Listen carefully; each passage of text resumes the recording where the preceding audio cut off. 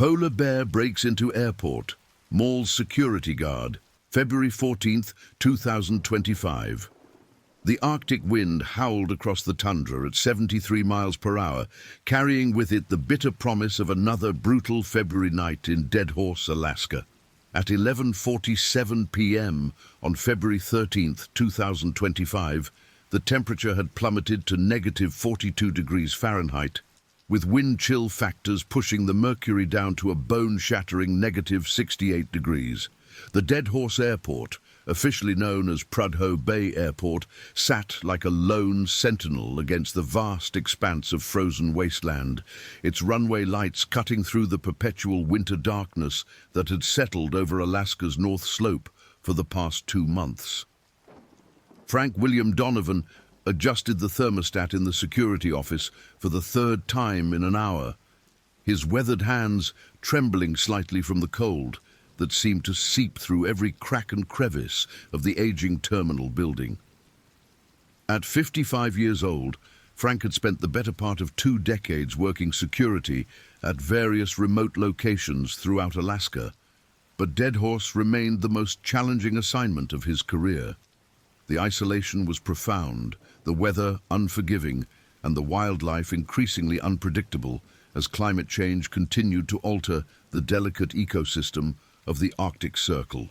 Frank's security badge read Franklin W. Donovan, Senior Security Supervisor, but everyone at the airport simply called him Frank.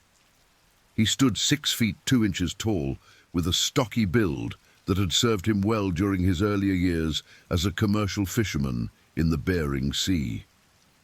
His graying beard was perpetually frosted with ice crystals during the winter months, and his pale blue eyes had developed the 1,000-yard stare, common among those who had spent too many years staring into the endless Arctic horizon. Frank lived alone in a small trailer on the airport grounds, having never married after his longtime girlfriend, Sarah Mitchell, left him 15 years earlier. Unable to cope with the isolation and harsh living conditions of Alaska's remote regions, the Dead Horse Airport served as the primary transportation hub for the Prudhoe Bay oil fields, the largest oil field in North America. Located approximately 650 miles north of Fairbanks and 250 miles north of the Arctic Circle, the airport handled a steady stream of cargo flights, oil company personnel, and occasional scientific research teams studying the effects of climate change on Arctic wildlife.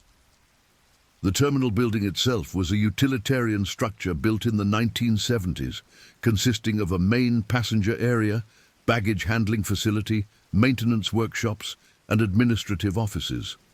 The building's exterior walls were constructed of reinforced concrete and steel, designed to withstand the extreme weather conditions, but showing signs of wear after nearly 5 decades of battling Arctic storms.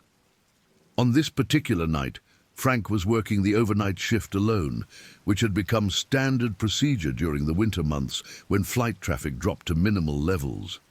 The next scheduled arrival wasn't until 6:30 a.m., a cargo flight carrying supplies for the Prudhoe Bay oil operations. Frank's routine during these quiet hours typically involved hourly security rounds throughout the terminal, monitoring the perimeter cameras, and maintaining radio contact with the single air traffic controller, Maria Elena Vasquez, who worked from the control tower located approximately 200 yards from the main terminal building. Maria Elena Vasquez was 38 years old, originally from Anchorage, and had been working as an air traffic controller for 12 years. She was married to Carlos Vasquez, a mechanical engineer who worked on the Trans-Alaska Pipeline, and they had 2 teenage children who lived with Maria's mother in Anchorage during the school year. Maria found the isolation of Dead Horse challenging, but the pay was exceptional, and she and Carlos were saving money to eventually purchase a home in Anchorage where they could live year-round. Maria stood 5 feet 4 inches tall with long black hair that she kept pulled back in a tight ponytail while working. She had dark brown eyes and a warm smile that provided a welcome contrast to the harsh environment surrounding them. At 11:52 p.m., Maria's voice crackled through Frank's radio. with her standard hourly check-in. "Frank, this is Maria in the tower. How are you holding up down there? The wind is really picking up out here." Maria's voice carried a slight Spanish accent, a remnant from her childhood when her grandmother spoke primarily Spanish at home. Frank picked up the radio and pressed the transmission button. "Maria, everything looks good down here. Just finished my rounds of the baggage area and maintenance sections. Temperature is holding steady at negative 42 degrees Fahrenheit. How are the weather conditions looking for tomorrow morning's cargo flight?" The National Weather Service is forecasting continued high winds through 4 a.m. Then conditions should start improving. Visibility is currently less than a quarter mile with blowing snow, but we should have clear conditions by sunrise. The runway heating system is functioning normally, and the snow removal crew is scheduled to arrive at 5 a.m. to clear any overnight accumulation. Frank acknowledged Maria's report and returned the radio to his belt. He poured himself another cup of coffee from the thermos he had filled 6 hours earlier and walked to the large windows overlooking the tarmac. The airport's floodlights illuminated a scene that looked more like an alien landscape than anything terrestrial, with snowdrifts creating bizarre sculptures across the frozen ground and the constant wind causing the lights to sway on their mounting poles. Unknown to Frank or Maria, approximately 2 miles northeast of the airport, a massive polar bear was struggling through the same fierce windstorm that was battering the terminal building. The bear was an adult male, estimated to be 12 years old, and weighing approximately 1,200 pounds. Polar bears in this region typically weighed between 900 and 1,600 pounds, with males significantly larger than females. This particular bear had been tagged by wildlife researchers 3 years earlier and designated as bear number 247 in the Arctic Marine Mammal Research Database. The researchers had named him Nanook, using the traditional Inuit word for polar bear. Nanook was in a state of severe nutritional stress, having been unsuccessful in his hunting efforts for the past 6 weeks. Polar bears typically hunted seals by waiting at breathing holes in the sea ice or stalking seals resting on ice floes.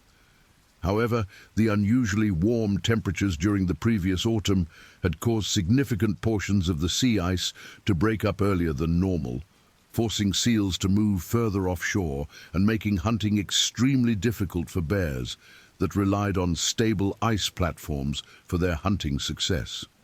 Climate scientists at the Arctic Research Consortium had been tracking the dramatic changes in sea ice coverage over the past decade.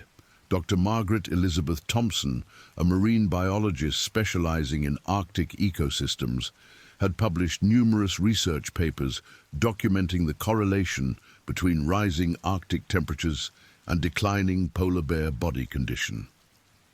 Dr. Thompson was 47 years old, had earned her doctorate from the University of Alaska Fairbanks, and had spent 15 years conducting field research throughout the Arctic. She maintained detailed records of polar bear sightings, behavior patterns, and body condition assessments for bears throughout the North Slope region. Dr. Thompson's most recent report, published just 3 weeks before the airport incident, had warned that polar bears in the Prudhoe Bay region were showing signs of increasing desperation as traditional hunting grounds became inaccessible. The report specifically mentioned that bears were spending more time on land searching for alternative food sources, including human settlements and industrial facilities. The report had been distributed to all oil companies, research stations, and government facilities in the area, including Deadhorse Airport. Frank had received a copy of Dr. Thompson's report, but like many of the routine safety bulletins he received, he had filed it away without giving it much detailed consideration. Arctic safety protocols at the airport included provisions for polar bear encounters, but these procedures had been developed primarily for outdoor situations and assumed that bears would remain outside the terminal building. The building's design included heavy-duty exterior doors and reinforced windows, but these security measures were intended primarily to prevent human intrusion and protect against extreme weather conditions rather than to exclude determined polar bears. As midnight approached on February 14th, Nanook continued his desperate search for food. The bear's enhanced sense of smell, approximately 7 times more sensitive than that of a bloodhound, had detected various food odors emanating from the airport terminal. These scents included coffee, packaged snacks from vending machines, and most significantly, the lingering odors from meals that had been consumed by airport personnel throughout the day. To a starving polar bear, these combined scents represented the possibility of finding much-needed calories to survive the harsh winter conditions. Nanook approached the airport complex from the northeast, moving slowly against the fierce wind. Polar bears are capable of walking at speeds up to 6 miles per hour over long distances and can run up to 25 miles per hour in short bursts.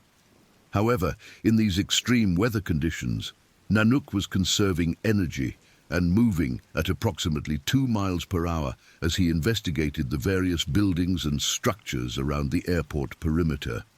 The bear's massive paws, which measured approximately 12 inches in diameter, were perfectly adapted for walking on snow and ice. Each paw contained 5 sharp claws that could extend up to 4 inches in length, capable of gripping ice surfaces or tearing through various materials when necessary.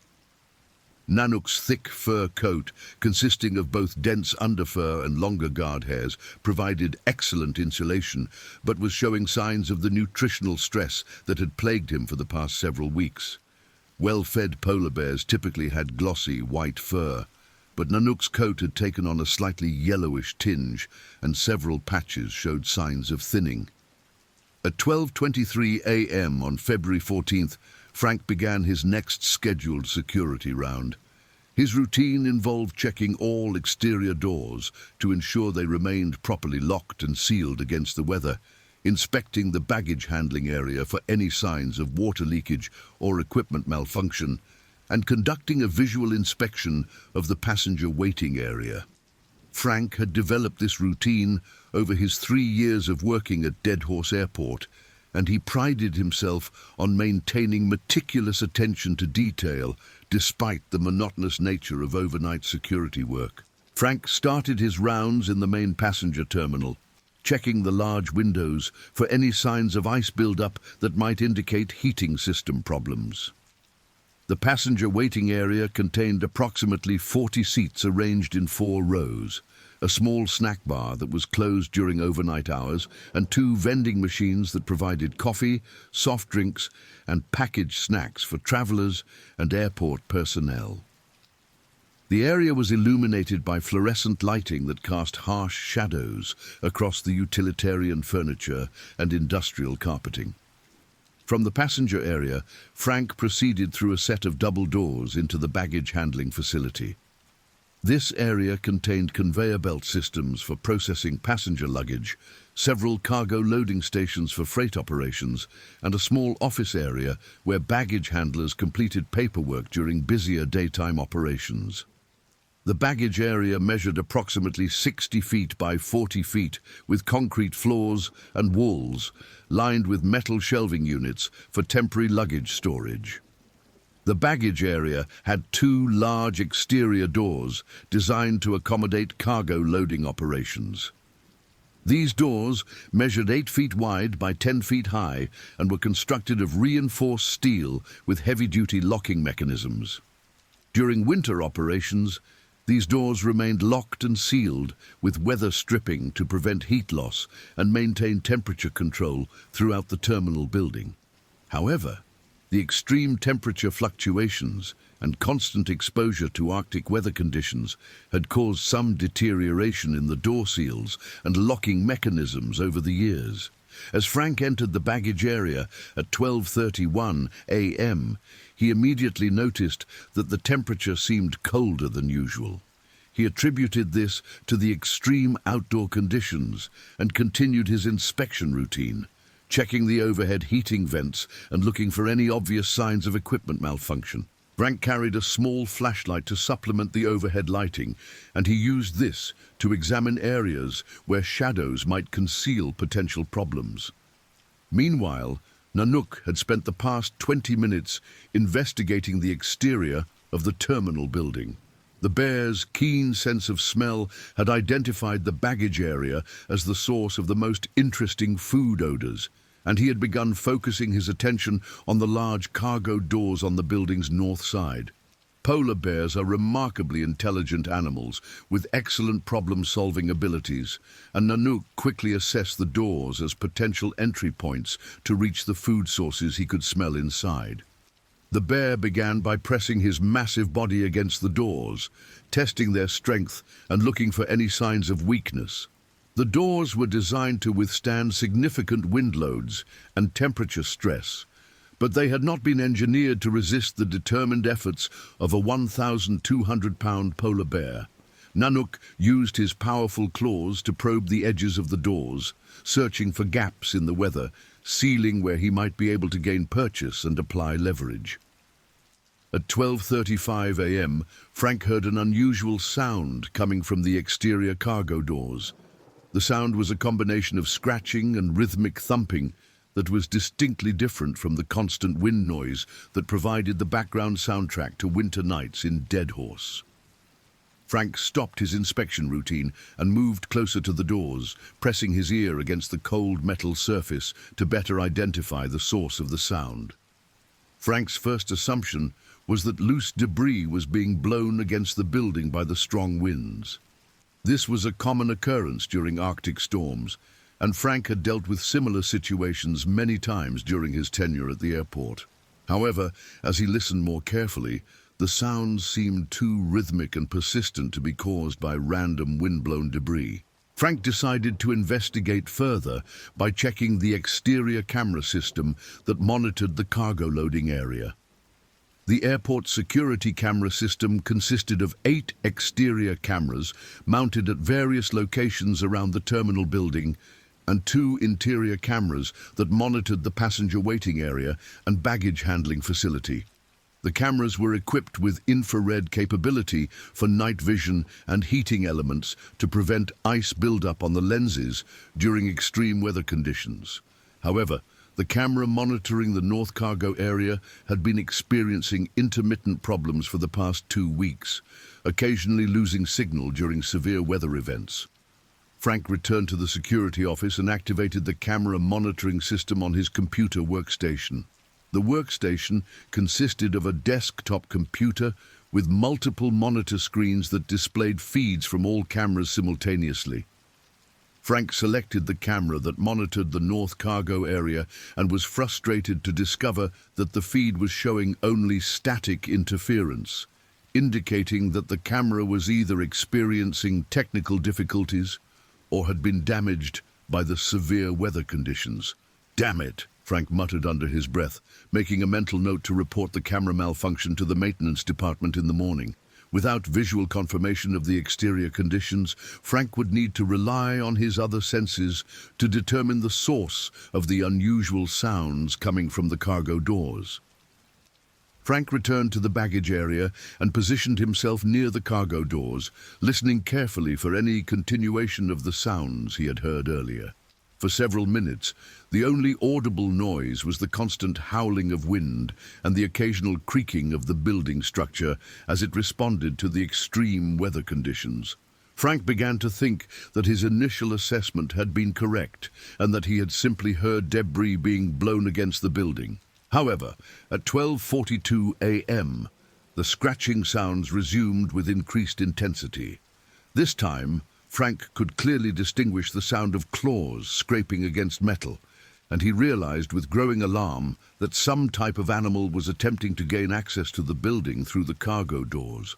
Frank's immediate assumption was that a wolf, or possibly an Arctic fox, had taken shelter against the building and was trying to find a way inside to escape the brutal weather conditions. Frank had encountered wolves on 2 previous occasions during his time at Deadhorse Airport, and both incidents had been resolved by simply making loud noises to encourage the animals to move away from the building. Arctic foxes were more common and generally posed no threat to human safety, though they could be persistent in their efforts to find food or shelter. Frank decided to take a direct approach to discourage whatever animal was outside the doors. Frank walked up to the cargo doors and began banging his flashlight against the metal surface while shouting loudly, "Get out of here! Go on! Get away from the building!" Frank's voice echoed through the baggage area as he continued making noise in an effort to frighten away whatever animal was outside. The scratching sound stopped immediately, and Frank waited several minutes to see if his deterrent efforts had been successful. He listened carefully, but heard no further animal sounds beyond the constant wind noise. Satisfied that he had resolved the situation, Frank completed his security round and returned to the security office to document the incident in his daily log. At 12:51 a.m., Frank made a radio call to Maria in the control tower to report the animal encounter. "Maria, this is Frank. I had some kind of animal scratching at the north cargo doors in the baggage area. I think it was probably a wolf or Arctic fox looking for shelter. I made some noise and it seems to have moved on, but I wanted to let you know in case you see anything on your exterior cameras." Maria's voice came back through the radio with a note of concern. "Frank, I haven't seen anything on the exterior cameras, but visibility is still very limited with all this blowing snow. Are you sure you scared it away? Maybe you should avoid that area for the rest of your shift until we can get a better look at things in the morning." "I think it's fine, Maria. I've dealt with wolves here before, and they usually don't stick around once they realize humans are present. I'll keep an ear open for any more sounds, but I'm pretty confident it's moved on to look for easier shelter somewhere else." Frank logged the incident in his security report, noting the time, location, and his assessment that the animal encounter had been resolved without further action required. He settled back into his chair in the security office and resumed reading a paperback novel he had brought from his trailer to help pass the quiet hours of his overnight shift. Unknown to Frank, Nanook had not been deterred by the noise from inside the building. Instead, the bear had interpreted the sounds as confirmation that food sources were indeed present inside the structure, and he had temporarily withdrawn to assess alternative approaches to gaining entry. Polar bears are patient and methodical hunters, capable of waiting motionlessly at seal breathing holes for hours or even days until the right opportunity presents itself. Nanook moved around to the east side of the terminal building, where a smaller personnel door provided access to the baggage area for airport employees. This door measured 3 feet wide by 7 feet high and was constructed of the same reinforced steel as the larger cargo doors. However, the personnel door had a different locking mechanism and weather sealing system that might prove more vulnerable to the bear's determined efforts. The bear spent several minutes investigating this door, using his sensitive nose to detect the air currents that carried food scents through small gaps in the weather sealing. Nanook could detect the specific odors of coffee, processed foods, and human presence that indicated this door provided access to the same interior space he had been trying to reach through the larger cargo doors. At 1:15 a.m., Frank began to hear new sounds coming from a different location in the building. These sounds were similar to the scratching and scraping he had heard earlier, but they seemed to be coming from the east wall of the baggage area rather than the north cargo doors. Frank initially assumed that the same animal had moved to a different location and was making another attempt to find shelter against the building. Frank decided to investigate the new sounds using the same approach that had apparently been successful earlier. He walked to the east wall of the baggage area and began banging on the wall while shouting loudly to discourage the animal. However, this time the sounds did not stop immediately, and Frank could hear what sounded like increasingly aggressive scratching and scraping against the exterior of the building. "Get out of here!" Frank shouted, striking the wall repeatedly with his flashlight. "There's nothing for you here! Move along!" The sounds continued for several more minutes before finally stopping. Frank waited by the east wall, listening carefully for any indication that the animal was still present.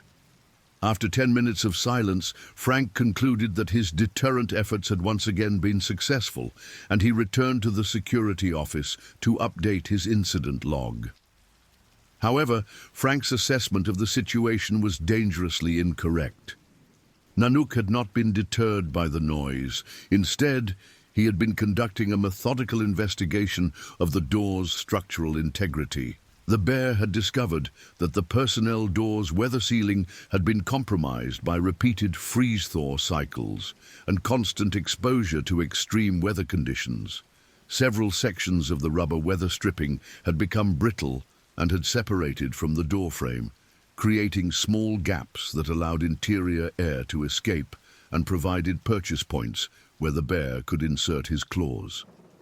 At 1:33 a.m., Nanook began his final assault on the personnel door. Using his powerful front paws and razor-sharp claws, the bear began systematically tearing away the compromised weather stripping and exploiting the weaknesses he had identified in the door's sealing system. Polar bear claws are capable of exerting tremendous pressure and can tear through materials much stronger than rubber weather stripping with relative ease. As Nanook worked to compromise the door, he was driven by increasingly desperate hunger and the tantalizing food scents that continued to emanate from inside the building. The bear's metabolism required enormous amounts of food to maintain his body weight and generate the energy needed to survive in the harsh Arctic environment. During successful hunting seasons, polar bears could consume up to 150 pounds of food per day, building up fat reserves that sustained them during periods when hunting was unsuccessful. Nanook had not eaten a substantial meal in 6 weeks, and his body had begun consuming muscle tissue and other vital resources to maintain basic biological functions. This state of starvation was affecting the bear's behavior, making him more aggressive and less likely to be deterred by potential threats or obstacles. Starving polar bears had been known to take extraordinary risks and exhibit unusual behavior patterns in their desperate search for food sources. The bear's assault on the personnel door continued for nearly 20 minutes, during which time Frank remained in the security office, unaware that the building's security had been compromised.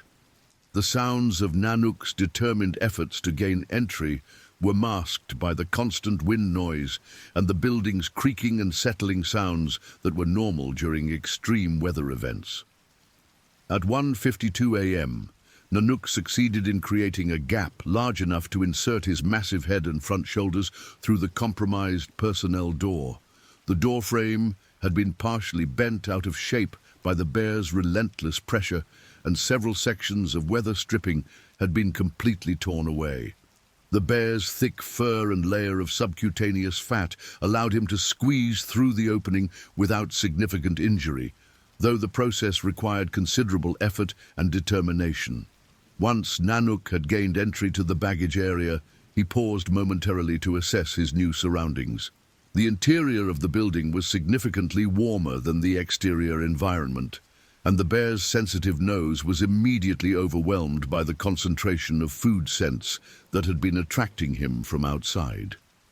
The baggage area contained numerous interesting odors, including coffee grounds from the employee break area, food residues from employee meals, and various cleaning chemicals and industrial lubricants. Nanook began exploring the baggage area systematically, investigating every corner and crevice where food or interesting scents might be located. The bear's movements were surprisingly quiet for such a large animal, as polar bears had evolved to be stealthy hunters capable of approaching seals without detection. Nanook's padded paws made very little noise as he moved across the concrete floor of the baggage area. At 2:03 a.m., Frank began his next scheduled security round, completely unaware that a 1,200-pound polar bear had gained access to the building and was currently exploring the baggage area. Frank's routine called for him to check the passenger area first, then proceed to the baggage area and finally inspect the maintenance areas before returning to the security office. Frank completed his inspection of the passenger area without incident and approached the double doors leading to the baggage area. As he reached for the door handle, Frank heard a sound from inside the baggage area that immediately captured his attention.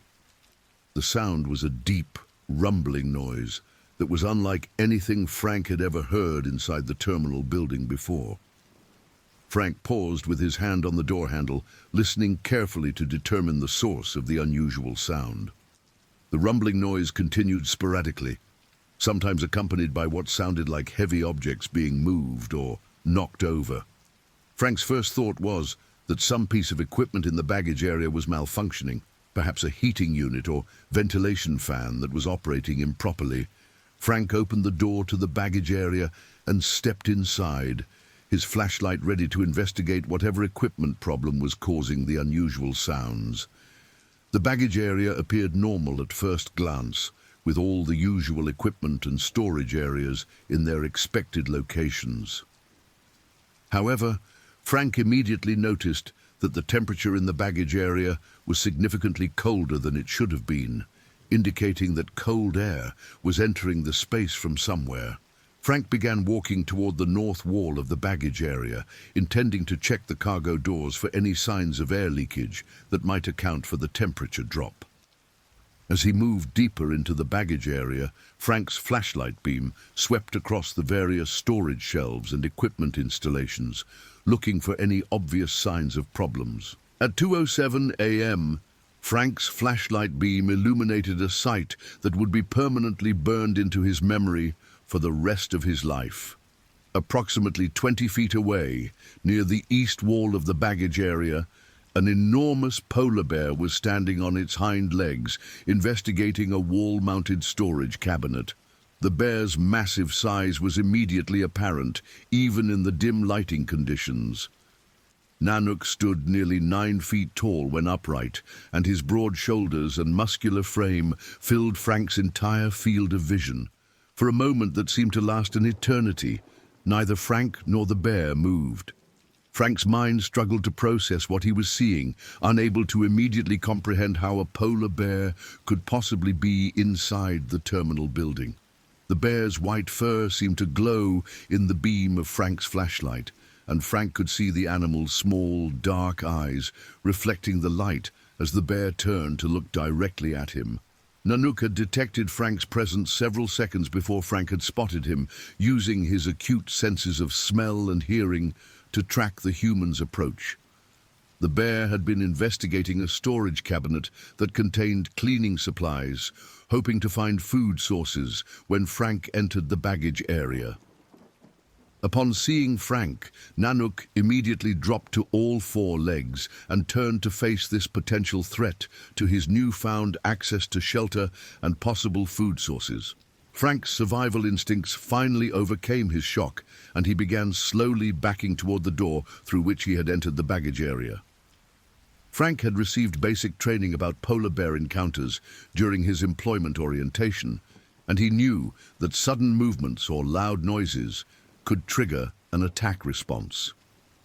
The recommended procedure was to avoid direct eye contact, move slowly away from the bear, and seek secure shelter while calling for emergency assistance. However, Frank's training had assumed that polar bear encounters would occur outdoors, where there would be more space to maneuver and multiple escape routes available. Being trapped inside a confined space with a polar bear was a scenario that had not been covered in any of the safety protocols Frank had learned. Frank continued backing toward the door, moving as slowly and quietly as possible while keeping his flashlight pointed toward the floor to avoid directly illuminating the bear. Nanook watched Frank's movements with intense interest, but did not immediately show signs of aggressive behavior. The bear was primarily focused on his search for food and viewed Frank as a potential obstacle to that goal, rather than as prey. Polar bears did not typically view humans as food sources, but they would defend food resources or territory against human interference when necessary. Frank reached the double doors leading back to the passenger area and carefully pushed one door open behind him, never taking his eyes off the massive bear. Frank's heart was beating so rapidly that he could feel the pulse in his temples, and his hands were shaking so violently that he could barely maintain his grip on the flashlight. Frank slipped through the door and immediately pushed it closed behind him, hoping that the barrier would provide at least temporary protection while he called for help. Frank rushed to the security office and grabbed his radio with trembling hands. His voice was barely controlled as he made an emergency call to Maria in the control tower. "Maria! Maria, this is Frank. I need you to call emergency services immediately. There's a polar bear inside the terminal building. It's in the baggage area right now. I need emergency response here as fast as possible." Maria's voice came back through the radio with obvious shock and disbelief. "Frank, did you say there's a polar bear inside the building? How is that possible? Are you sure about what you saw?" "Maria, I'm absolutely certain. It's a massive polar bear, and it's inside the baggage area. The bear must have gotten in through one of the doors somehow. I need you to contact the Alaska State Troopers, the Fish and Wildlife Service, and anyone else who can respond to this situation. I'm trapped in the main terminal area, and I don't know what the bear is going to do next." Maria immediately began making emergency calls while maintaining radio contact with Frank. Her first call was to the Alaska State Troopers Dispatch Center in Fairbanks, the nearest law enforcement agency with jurisdiction over the Dead Horse area. The dispatcher initially expressed skepticism about the report of a polar bear inside an airport terminal, but Maria insisted on the urgency of the situation and provided specific details about the location and circumstances. The Alaska State Troopers dispatcher, Janet Louise Morrison, was a 15-year veteran of emergency dispatch services who had handled thousands of unusual calls throughout her career. However, the report of a polar bear inside an airport terminal was unlike anything she had encountered previously. Janet immediately classified the call as a high-priority emergency and began coordinating response from multiple agencies. Janet's first call was to Trooper Lieutenant Robert James Mitchell, who was stationed in Dead Horse and served as the senior law enforcement officer for the North Slope region. Lieutenant Mitchell was sleeping in his quarters at the State Trooper Station when he received Janet's call at 2:12 a.m. Lieutenant Mitchell was 42 years old, had served with the Alaska State Troopers for 18 years, and had extensive experience dealing with wildlife-related emergencies throughout Alaska. He stood 6 feet 3 inches tall, with a lean, athletic build maintained through regular physical training and outdoor activities. Lieutenant Mitchell had sandy brown hair and hazel eyes, and he maintained a professional demeanor even in the most challenging situations. "Lieutenant Mitchell, this is dispatch. I'm getting reports of a polar bear inside the terminal building at Dead Horse Airport. The security guard is requesting immediate emergency response. Can you respond to this location?" Lieutenant Mitchell was immediately alert despite being awakened from deep sleep. Wildlife emergencies were common in Alaska, but the reported location made this situation particularly unusual and potentially dangerous. "Janet, did you say the bear is inside the terminal building? Can you confirm those details with the reporting party?" "Yes, sir. The report came through the air traffic controller, who is in radio contact with the security guard. The guard claims he saw the bear inside the baggage area and has retreated to a secure location within the building. I'm also contacting Fish and Wildlife Services and the local EMS unit." Lieutenant Mitchell was already getting dressed while speaking with Janet on the phone. "I'll be en route to the airport within 5 minutes. Have you been able to confirm how the bear gained access to the building and whether there are other people at risk?" "I don't have those details yet, Lieutenant. The air traffic controller is maintaining radio contact with the security guard and gathering more information. I'll update you as soon as I have additional details." Lieutenant Mitchell completed his call with dispatch and immediately began preparing for what would likely be one of the most challenging situations of his law enforcement career.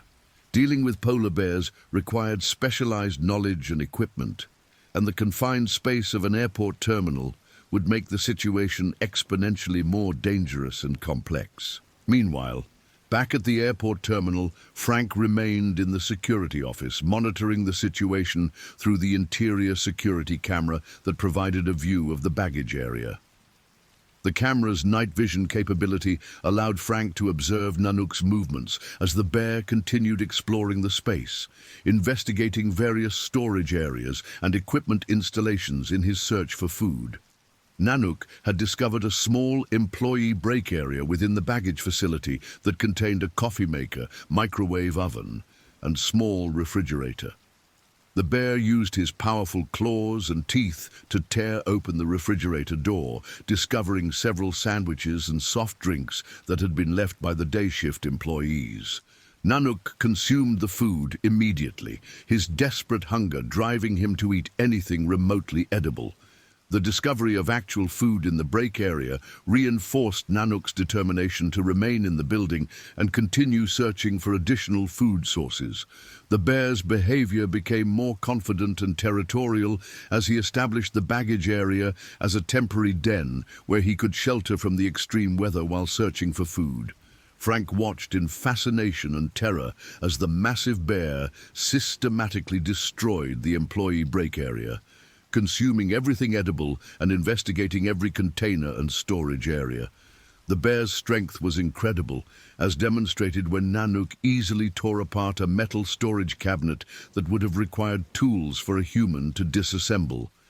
At 2:18 a.m., Maria received a radio call from Lieutenant Mitchell, who was en route to the airport in his patrol vehicle. "Control Tower, this is Lieutenant Mitchell with Alaska State Troopers. Can you provide me with a status update on the polar bear situation?" Maria responded immediately, grateful to have professional emergency responders taking charge of the situation. "Lieutenant Mitchell, the security guard is currently secured in the main terminal area, and the polar bear appears to be contained within the baggage handling facility. The guard has visual contact with the bear through the security camera system and reports that the animal is searching for food and has not shown aggressive behavior toward humans at this time." "Understood. I'm approximately 3 minutes out from the airport. I've contacted Fish and Wildlife Services, and they're dispatching a specialist team from Anchorage, but it will be several hours before they arrive. I'm also coordinating with local EMS and the volunteer fire department for additional support.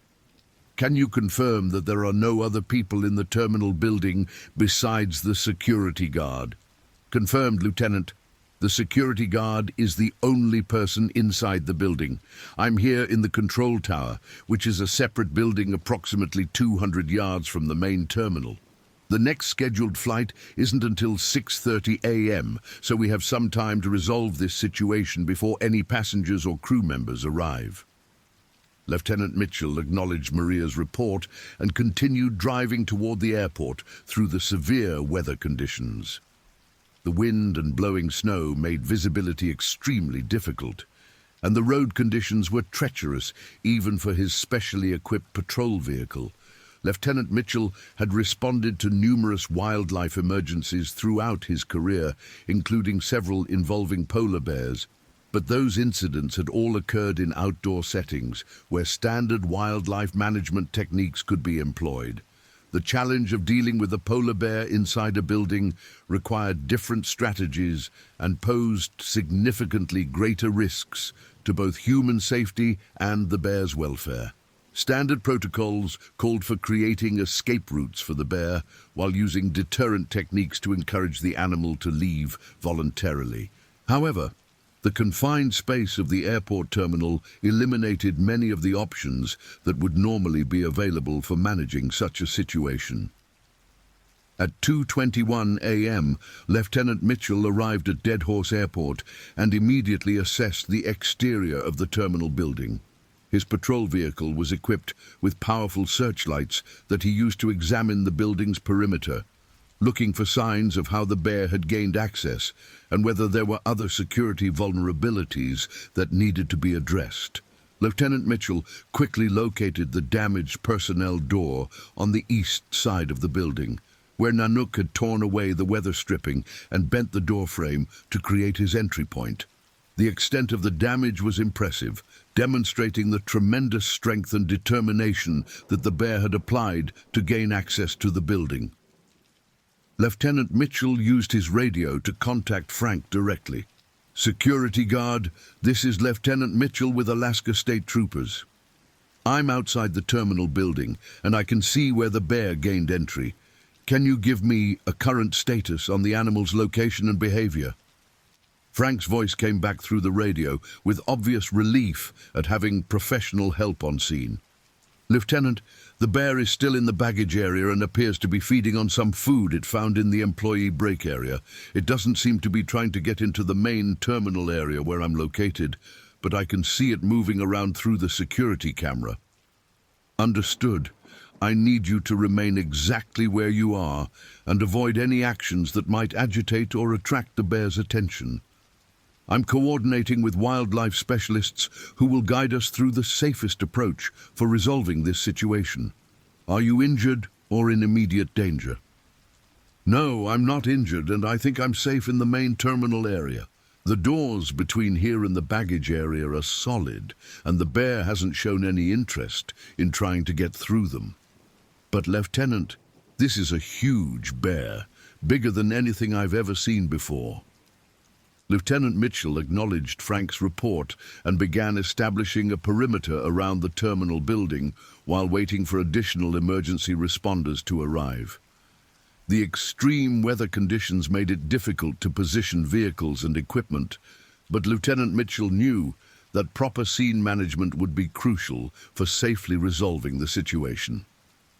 At 2:29 a.m., the Dead Horse Volunteer Fire Department arrived on scene with 6 volunteers and 2 emergency vehicles. The fire department was led by Chief David Allen Patterson, a 51-year-old oil field supervisor who had served as volunteer fire chief for 8 years. Chief Patterson had extensive experience with industrial accidents and medical emergencies, but had never dealt with a wildlife situation involving a polar bear inside a building. Chief Patterson immediately coordinated with Lieutenant Mitchell to establish incident command procedures and develop a preliminary action plan. The 2 men had worked together on previous emergencies and had developed an effective working relationship based on mutual respect and clear communication. "Lieutenant, what's the current situation with the bear?" Chief Patterson asked as he stepped out of the fire department's command vehicle. "The bear appears to be contained in the baggage area and is currently feeding on food it found inside. The security guard is safe in the main terminal area with solid doors between him and the bear. I've got wildlife specialists en route from Anchorage, but they won't be here for several hours. We need to maintain the current containment while developing options for either removing the bear or creating an escape route." Chief Patterson nodded and began coordinating the positioning of fire department personnel and equipment around the terminal building. The fire department's primary role would be to provide medical support if anyone was injured and to assist with any technical rescue operations that might be required. At 2:35 a.m., the North Slope Emergency Medical Services Unit arrived on scene with 2 paramedics, Jessica Marie Coleman and Thomas Robert Anderson. Both paramedics were experienced in treating traumatic injuries and had received specialized training in wildlife attack protocols, though neither had ever been called to treat polar bear attack victims. Jessica Coleman was 29 years old and had worked as a paramedic in Alaska for 6 years, with 3 years of experience in the remote North Slope region. She was originally from Colorado and had moved to Alaska after completing her paramedic training because she was drawn to the challenges and adventure of working in extreme environments. Jessica stood 5 feet 6 inches tall with blonde hair and blue eyes, and she maintained excellent physical fitness through regular hiking and outdoor activities.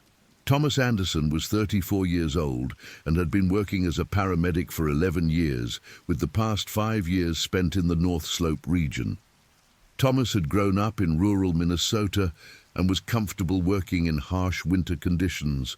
He stood 6 feet 1 inch tall with dark brown hair and brown eyes, and he had developed a calm, professional demeanor that served him well in high-stress emergency situations. Jessica and Thomas positioned their ambulance near the terminal building and began preparing medical equipment for potential trauma victims. They coordinated with Lieutenant Mitchell and Chief Patterson to understand the current situation and developed contingency plans for various scenarios that might develop. Inside the terminal building, Frank continued monitoring Nanook's activities through the security camera system. The bear had finished consuming all the food in the employee break area and had begun investigating other areas of the baggage facility, looking for additional food sources. Nanook's behavior remained focused on foraging, and he had not shown any interest in the doors leading to the main terminal area where Frank was located. However, Frank was becoming increasingly concerned about the bear's persistent presence in the building. Frank understood that polar bears were powerful and potentially dangerous animals, and he worried about what might happen if the bear became agitated or if something went wrong during the removal efforts. At 2:43 a.m., Frank made another radio call to Lieutenant Mitchell. "Lieutenant, the bear is still moving around in the baggage area, but it seems to be getting more restless. It's been investigating the same areas repeatedly, and I'm worried it might start looking for new places to explore."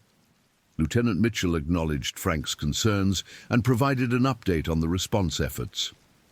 "Frank, we've got multiple emergency units on scene now, and we're in contact with wildlife specialists who are providing guidance on how to proceed. Our primary goal is to create an escape route for the bear that will allow it to leave the building voluntarily without endangering anyone." "How long do you think it will take to resolve this situation? I'm getting pretty anxious being trapped in here with that bear." "I understand your concerns, Frank. The wildlife specialists are recommending that we wait for daylight and improved weather conditions before attempting to remove the bear. Polar bears have better night vision than humans, and the extreme weather outside makes it dangerous for our personnel to work around the building perimeter. As long as the bear remains calm and you stay in the secured area, we should be able to wait for better conditions." Frank acknowledged the plan, but privately wished there was a way to resolve the situation more quickly. The psychological stress of being trapped in a building with a polar bear was becoming increasingly difficult to manage, despite the professional reassurances from the emergency responders outside. Unknown to the emergency responders, Nanook was indeed becoming more restless as he exhausted the available food sources in the baggage area. The bear had consumed everything edible he could find, but his massive caloric requirements meant that the small amount of food provided only temporary relief from his chronic hunger. Nanook began investigating areas of the baggage facility that he had previously ignored, including the storage areas near the doors leading to the main terminal area. At 2:51 a.m., Nanook approached the double doors that separated the baggage area from the main terminal where Frank was located. The bear could detect Frank's scent through the gaps around the doors, and he could also smell additional food sources from the main terminal area, including the vending machines in the passenger waiting area. Nanook began investigating the doors with the same methodical approach he had used to gain entry to the building through the personnel door. The bear pressed his nose against the doorframe, testing the air currents and identifying the strongest food scents coming from the other side of the barrier. Frank watched in growing alarm as the security camera showed Nanook's investigation of the doors. Frank could see the bear's massive head and shoulders as Nanook pressed against the doors, and Frank could hear the sounds of the bear's claws scraping against the metal door frames. Frank immediately contacted Lieutenant Mitchell by radio. "Lieutenant, the bear is now investigating the doors between the baggage area and the main terminal. It's pressing against the doors and seems to be testing them. I'm very concerned that it might try to break through." Lieutenant Mitchell's voice came back with increased urgency. "Frank, move to the far end of the main terminal area, away from those doors. Put as much distance as possible between yourself and the bear. We're going to implement emergency protocols to try to distract the bear away from your location." Frank quickly moved to the opposite end of the passenger waiting area, positioning himself behind the ticket counter where he would have some protection if the bear managed to breach the doors. Frank's hands were shaking uncontrollably, and his breathing was rapid and shallow, as the reality of his dangerous situation became increasingly apparent. Outside the building, Lieutenant Mitchell coordinated with the emergency response teams to implement distraction techniques designed to draw the bear's attention away from the interior doors. The plan involved creating loud noises and using bright lights on the exterior of the building to encourage the bear to investigate the potential escape route through the damaged personnel door. Chief Patterson positioned the fire department's emergency vehicles to direct their lights toward the east side of the building where Nanook had gained entry. The vehicle's emergency lights and sirens would be used to create a distraction that might draw the bear back toward the entry point and away from Frank's location. At 2:57 a.m., the emergency responders activated their plan. Multiple vehicles began flashing their emergency lights and sounding their sirens in coordinated patterns designed to attract the bear's attention without creating so much chaos that the animal would become panicked or aggressive. Inside the building, Nanook immediately detected the lights and sounds coming from outside. The bear's acute hearing picked up the sirens, even through the building's walls, and his sensitive eyes detected the flashing lights through windows in the baggage area. Nanook temporarily abandoned his investigation of the interior doors and moved toward the windows to assess this new development. Frank watched through the security cameras as Nanook moved away from the interior doors and began investigating the exterior windows. The bear stood on his hind legs to look through windows that were approximately 8 feet off the floor, demonstrating again his impressive size and agility. "Lieutenant, your plan is working," Frank reported through his radio. "The bear has moved away from the interior doors and is looking out the windows toward the emergency vehicles." Lieutenant Mitchell acknowledged Frank's report and continued coordinating the distraction efforts. The goal was to maintain the bear's interest in the exterior activities while avoiding any actions that might cause the animal to become frightened or aggressive. However, after approximately 10 minutes of investigation, Nanook determined that the lights and sounds outside posed no immediate threat or opportunity, and he returned his attention to exploring the interior of the baggage area. The bear's hunger remained the driving force behind his behavior, and he was determined to continue searching for food sources within the building. At 3:12 a.m., Nanook resumed his investigation of the doors leading to the main terminal area. The bear had detected the stronger food scents coming from the vending machines in the passenger waiting area, and his desperation for additional calories overrode any caution about exploring new areas of the building. Nanook began applying pressure to the interior doors, pushing against them with his massive shoulders and testing their structural integrity. The doors were solid and well constructed, but they had not been designed to withstand the determined assault of a 1,200-pound polar bear with powerful claws and tremendous leverage. Frank watched in horror as the security cameras showed Nanook's increasingly aggressive efforts to breach the interior doors. The bear was using his claws to probe the door frames and applying his full body weight against the door surfaces.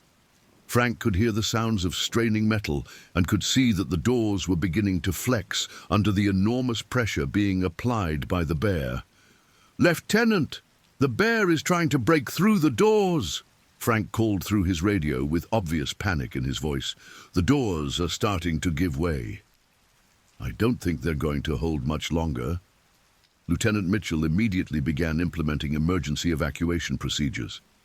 "Frank, I need you to move to the exterior doors of the main terminal. Be ready to exit the building if the bear breaks through those interior doors. We'll provide cover and assistance as soon as you're outside." Frank moved toward the main entrance doors of the terminal building while keeping his eyes fixed on the interior doors where Nanook continued his assault. Frank positioned himself near the exit doors but remained inside the building where he had some protection from the extreme weather conditions outside. The sounds of Nanook's efforts to breach the doors were becoming increasingly loud and violent.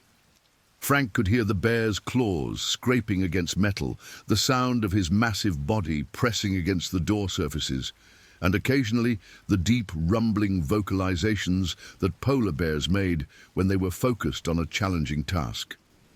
At 3:18 a.m., Nanook succeeded in creating a gap between one of the interior doors and its frame.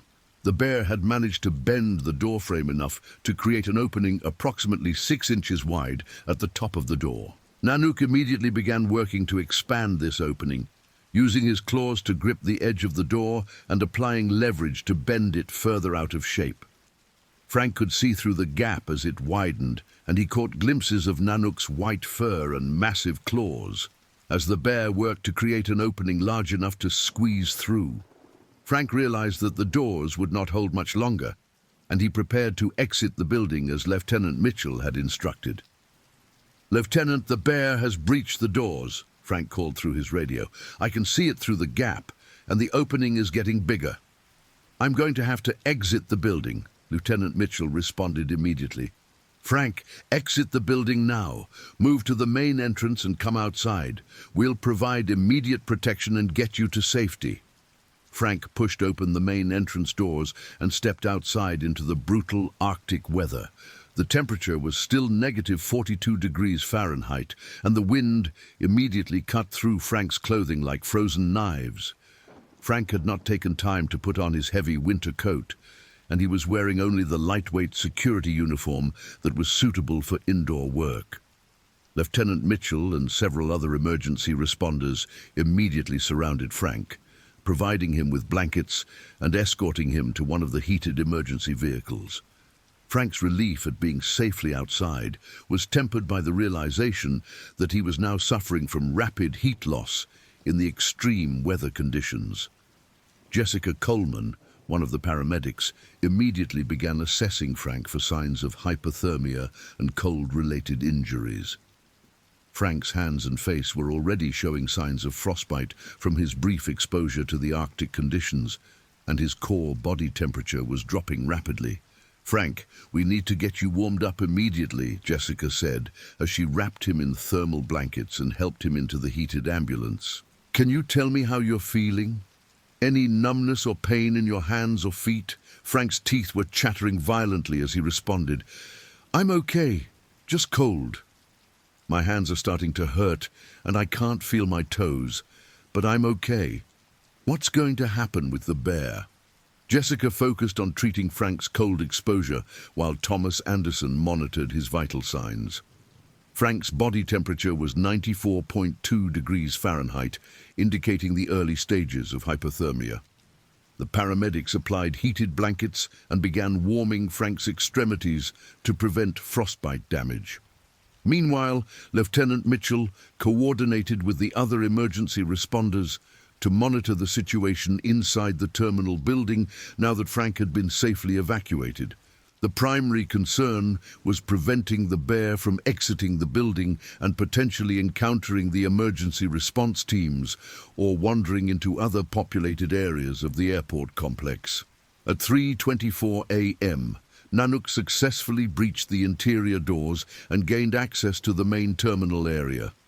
The bear immediately detected the numerous food scents in the passenger waiting area, particularly the vending machines that contained snacks and beverages. Nanook approached the vending machines with single-minded determination, viewing them as the largest concentration of food sources he had encountered since entering the building. The bear's strength made short work of the vending machine security measures. Nanook used his claws to tear apart the plastic and metal components of the machines, accessing the snacks and beverages inside. The sound of breaking glass and twisted metal could be heard by the emergency responders outside the building as Nanook systematically destroyed the vending machines to reach their contents. Lieutenant Mitchell used portable radio equipment to contact the Alaska Department of Fish and Wildlife Services emergency response team that was en route from Anchorage. The team consisted of 3 wildlife specialists with extensive experience in polar bear management, led by senior wildlife biologist Dr. Sarah Elizabeth Mitchell. Dr. Sarah Mitchell was not related to Lieutenant Mitchell despite sharing the same last name. She was 43 years old and had worked as a wildlife biologist for the state of Alaska for 19 years, with specialized training in Arctic wildlife management and polar bear behavior. Dr. Mitchell had responded to more than 200 polar bear incidents throughout her career and was considered one of the state's leading experts on polar bear behavior and management techniques. Dr. Mitchell's team was traveling to Deadhorse in a specially equipped helicopter that carried tranquilizer equipment, bear-proof containment systems, and other specialized gear needed for safely managing polar bear emergencies. However, the severe weather conditions were preventing the helicopter from making the trip, and the team was being forced to travel by ground vehicles, which would add several hours to their response time. Lieutenant Mitchell established radio contact with Dr. Mitchell at 3:31 a.m. to coordinate the emergency response efforts. Dr. Mitchell, this is Lieutenant Mitchell at Deadhorse Airport. What's your estimated arrival time, and what can you recommend for managing the bear until you get here? Dr. Mitchell's voice came through the radio with professional calm, despite the challenging circumstances. Lieutenant Mitchell, we're approximately 4 hours out due to the weather conditions. The most important thing right now is to maintain containment of the bear within the building and avoid any actions that might cause the animal to become aggressive or attempt to escape. Polar bears in starvation conditions can be unpredictable, and this bear has already demonstrated unusual behavior by entering a building. The bear has gained access to the main terminal area and is currently feeding on contents from vending machines. The building has been evacuated and we have the perimeter secured. What's the safest approach for the next few hours? Continue monitoring the bear's behavior and maintain your perimeter. Do not attempt to approach the building or make loud noises that might startle the animal. Starving polar bears need to feed, and if this bear is finding food inside the building, it will likely remain there until it has exhausted all available food sources. Once we arrive, we'll assess the situation and determine whether to use tranquilizers or create an escape route. Lieutenant Mitchell acknowledged Dr. Mitchell's instructions and continued coordinating the response efforts with the other emergency personnel on scene. The plan was to maintain the current containment strategy while monitoring Nanook's behavior through whatever means were available. Inside the terminal building, Nanook had indeed found a temporary solution to his hunger crisis. The vending machines contained hundreds of packages of snacks, candy bars, sandwiches, and beverages that provided the calories he desperately needed. The bear consumed everything he could access, including items that would normally be considered inedible for polar bears, but were providing essential energy for his survival.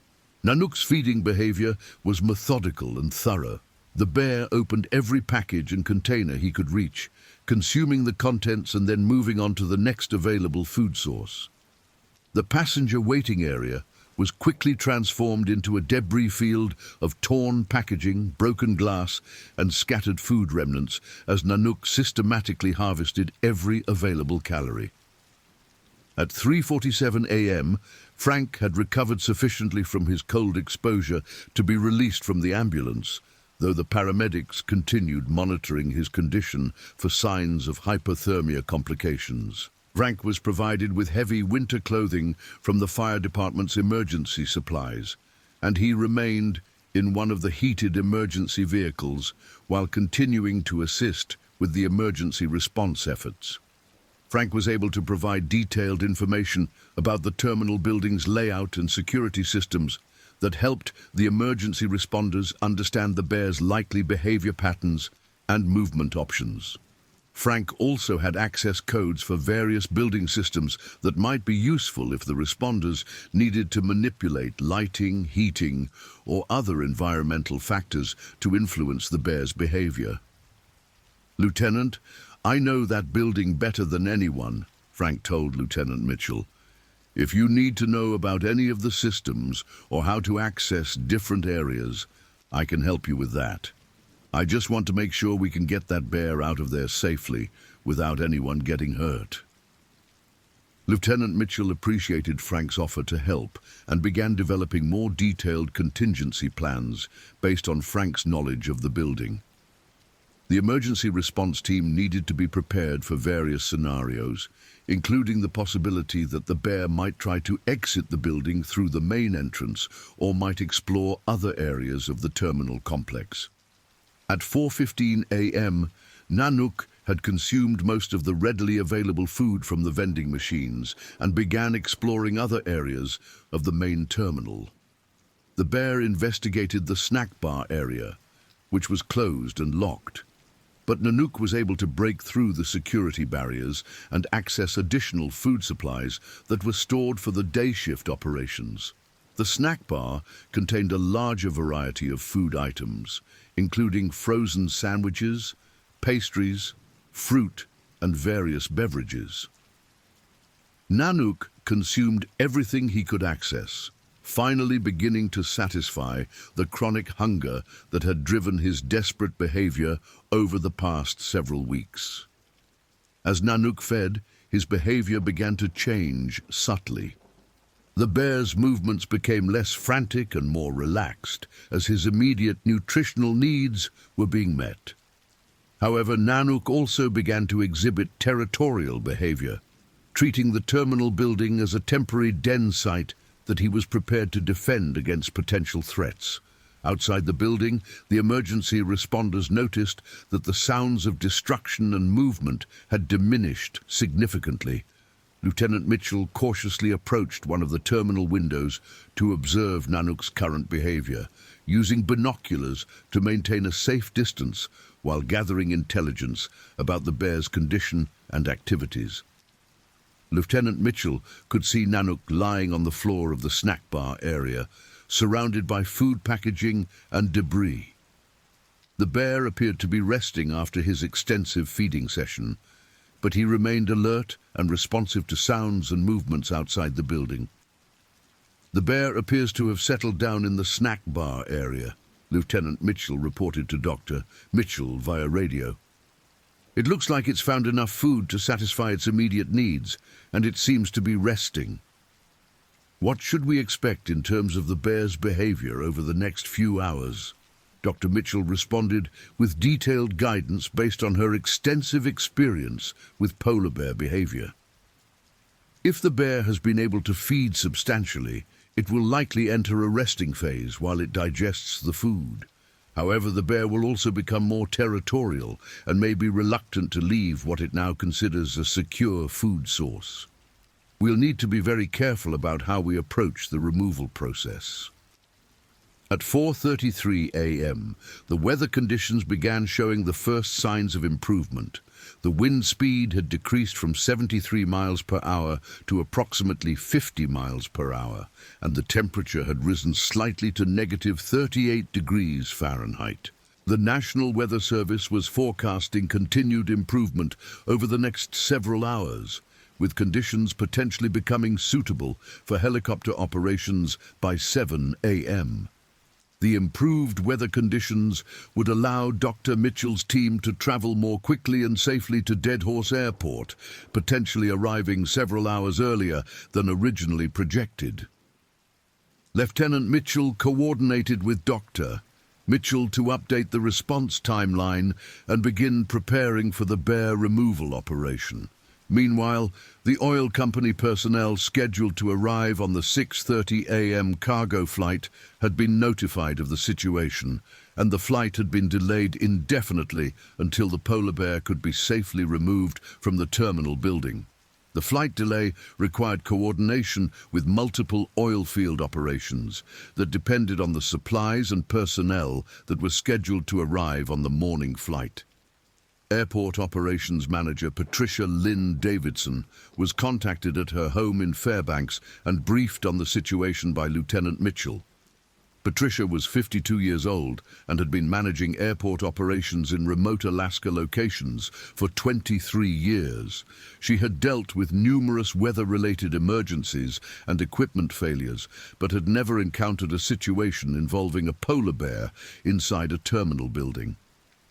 Patricia immediately began coordinating with the airlines, oil companies, and other stakeholders to manage the operational impacts of the terminal closure. She also contacted the airport's insurance company to report the incident and begin the process of documenting the property damage that Nanook had caused during his occupation of the building. Lieutenant Mitchell, I'm getting reports that there's been significant damage to the interior of the terminal, Patricia said during a phone call at 4:51 a.m. Can you give me an assessment of what we're dealing with in terms of property damage and how long the terminal might be out of service? Lieutenant Mitchell provided Patricia with a preliminary assessment based on his observations through the terminal windows. Patricia, there's extensive damage to the vending machines, the snack bar area, and the employee break room in the baggage area. The bear also damaged one of the exterior doors to gain entry. I'd estimate we're looking at tens of thousands of dollars in damage, and the terminal will need to be thoroughly cleaned and sanitized before it can be reopened for passenger service. Patricia acknowledged the assessment and began developing contingency plans for maintaining essential airport operations while the terminal was being repaired and cleaned. The situation was unprecedented in her experience, and she would need to coordinate with insurance companies, cleaning services, and construction contractors to restore normal operations as quickly as possible. At 5:18 a.m., Nanook began showing signs of restlessness again, despite having consumed a substantial amount of food from the vending machines and snack bar. The bear began investigating other areas of the terminal, including the administrative offices and employee areas that he had not previously explored. Nanook's investigation led him to discover additional food sources, including a staff refrigerator in the administrative area that contained lunches and beverages belonging to the day shift employees. The bear used his powerful claws to tear open the refrigerator door and consumed everything inside, further reinforcing his perception of the terminal building as a rich and reliable food source. Frank, who was monitoring the bear's activities through radio communications with Lieutenant Mitchell, expressed growing concern about Nanook's expanding exploration of the building. Lieutenant, that bear is getting into areas where there might be important equipment and documents. The administrative offices contain computer systems and paperwork that are critical for airport operations. Lieutenant Mitchell acknowledged Frank's concerns, but emphasized that human safety remained the top priority. Frank, we understand the operational impacts, but we can't risk anyone's safety by trying to protect property. The bear will eventually be removed, and any damage can be repaired or replaced. Our focus has to remain on managing this situation safely. At 5:42 a.m., the first signs of dawn began appearing on the eastern horizon, providing the emergency responders with improved visibility and the potential for better weather conditions. The temperature had continued to rise gradually, reaching negative 34 degrees Fahrenheit, and the wind speed had decreased to approximately 40 miles per hour. Dr. Mitchell's wildlife response team was making better progress through the improved weather conditions and was now estimated to arrive at Dead Horse Airport by 6:15 a.m. The team was carrying specialized tranquilizer equipment designed specifically for polar bears, along with portable containment systems that would allow them to safely transport Nanook away from the airport once he had been sedated. Dr. Mitchell contacted Lieutenant Mitchell via radio to provide an updated arrival estimate and begin coordinating the final phases of the bear removal operation. Lieutenant Mitchell, we're approximately 30 minutes out from the airport. Have there been any changes in the bear's behavior or location within the building? Lieutenant Mitchell provided Dr. Mitchell with a comprehensive update on Nanook's activities over the past several hours. Dr. Mitchell, the bear has been feeding extensively and has moved throughout most of the terminal building. It appears to be well fed at this point and is exhibiting territorial behavior, treating the building as a den site. The bear seems calm but alert, and it's been responsive to external sounds and movements. That's consistent with what I would expect from a bear that's been in starvation conditions and has found a reliable food source. We'll need to approach this very carefully to avoid triggering defensive behavior. I want to observe the bear's current state before we decide on the best removal strategy. As dawn continued to break over the Arctic landscape, the emergency responders prepared for the final phase of what had become one of the most unusual wildlife emergencies in Alaska's history. The situation had been successfully managed without injuries to any humans, but the challenge of safely removing a well-fed and territorial polar bear from a confined space would require all of Dr. Mitchell's expertise and experience. At 6:08 a.m., Dr. Mitchell's helicopter became visible on the southern horizon, approaching Deadhorse Airport through the gradually improving weather conditions. The helicopter was a specially equipped aircraft operated by the Alaska Department of Fish and Wildlife Services, capable of carrying large animals and specialized equipment needed for wildlife management operations. The helicopter crew consisted of pilot Captain James Robert Sullivan, who had 15 years of experience flying in Arctic conditions, and wildlife technician Michael Anthony Rodriguez, who assisted Dr. Mitchell with field operations involving large and potentially dangerous animals. Captain Sullivan was 39 years old and had originally served as a helicopter pilot in the U.S. Coast Guard before transitioning to civilian wildlife management operations. He stood 5 feet 10 inches tall with graying hair and green eyes, and he had developed exceptional skills in landing and taking off in challenging weather conditions and difficult terrain. Michael Rodriguez was 28 years old and had worked as a wildlife technician for 4 years, specializing in bear management and capture operations.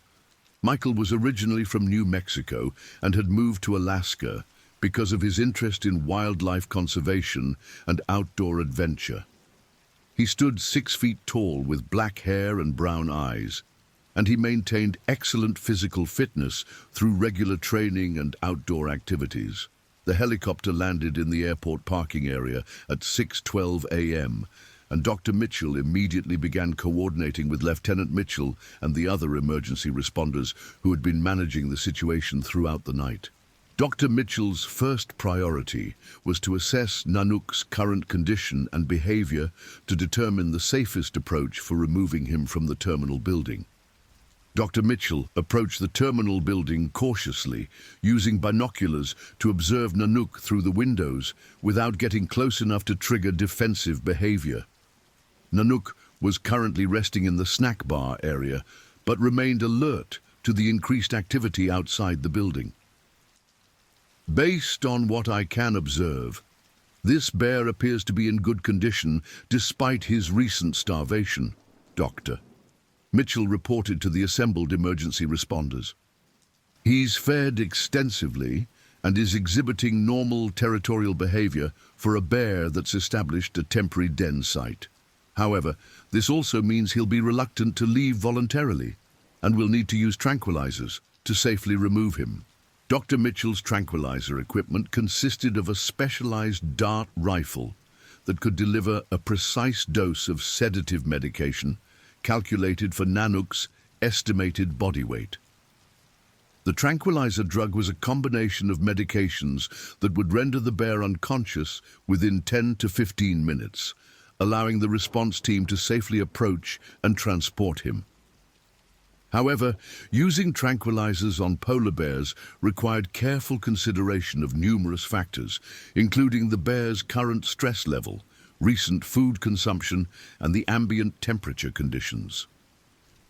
Dr. Mitchell needed to calculate the precise dosage that would be effective without causing harm to the bear's health.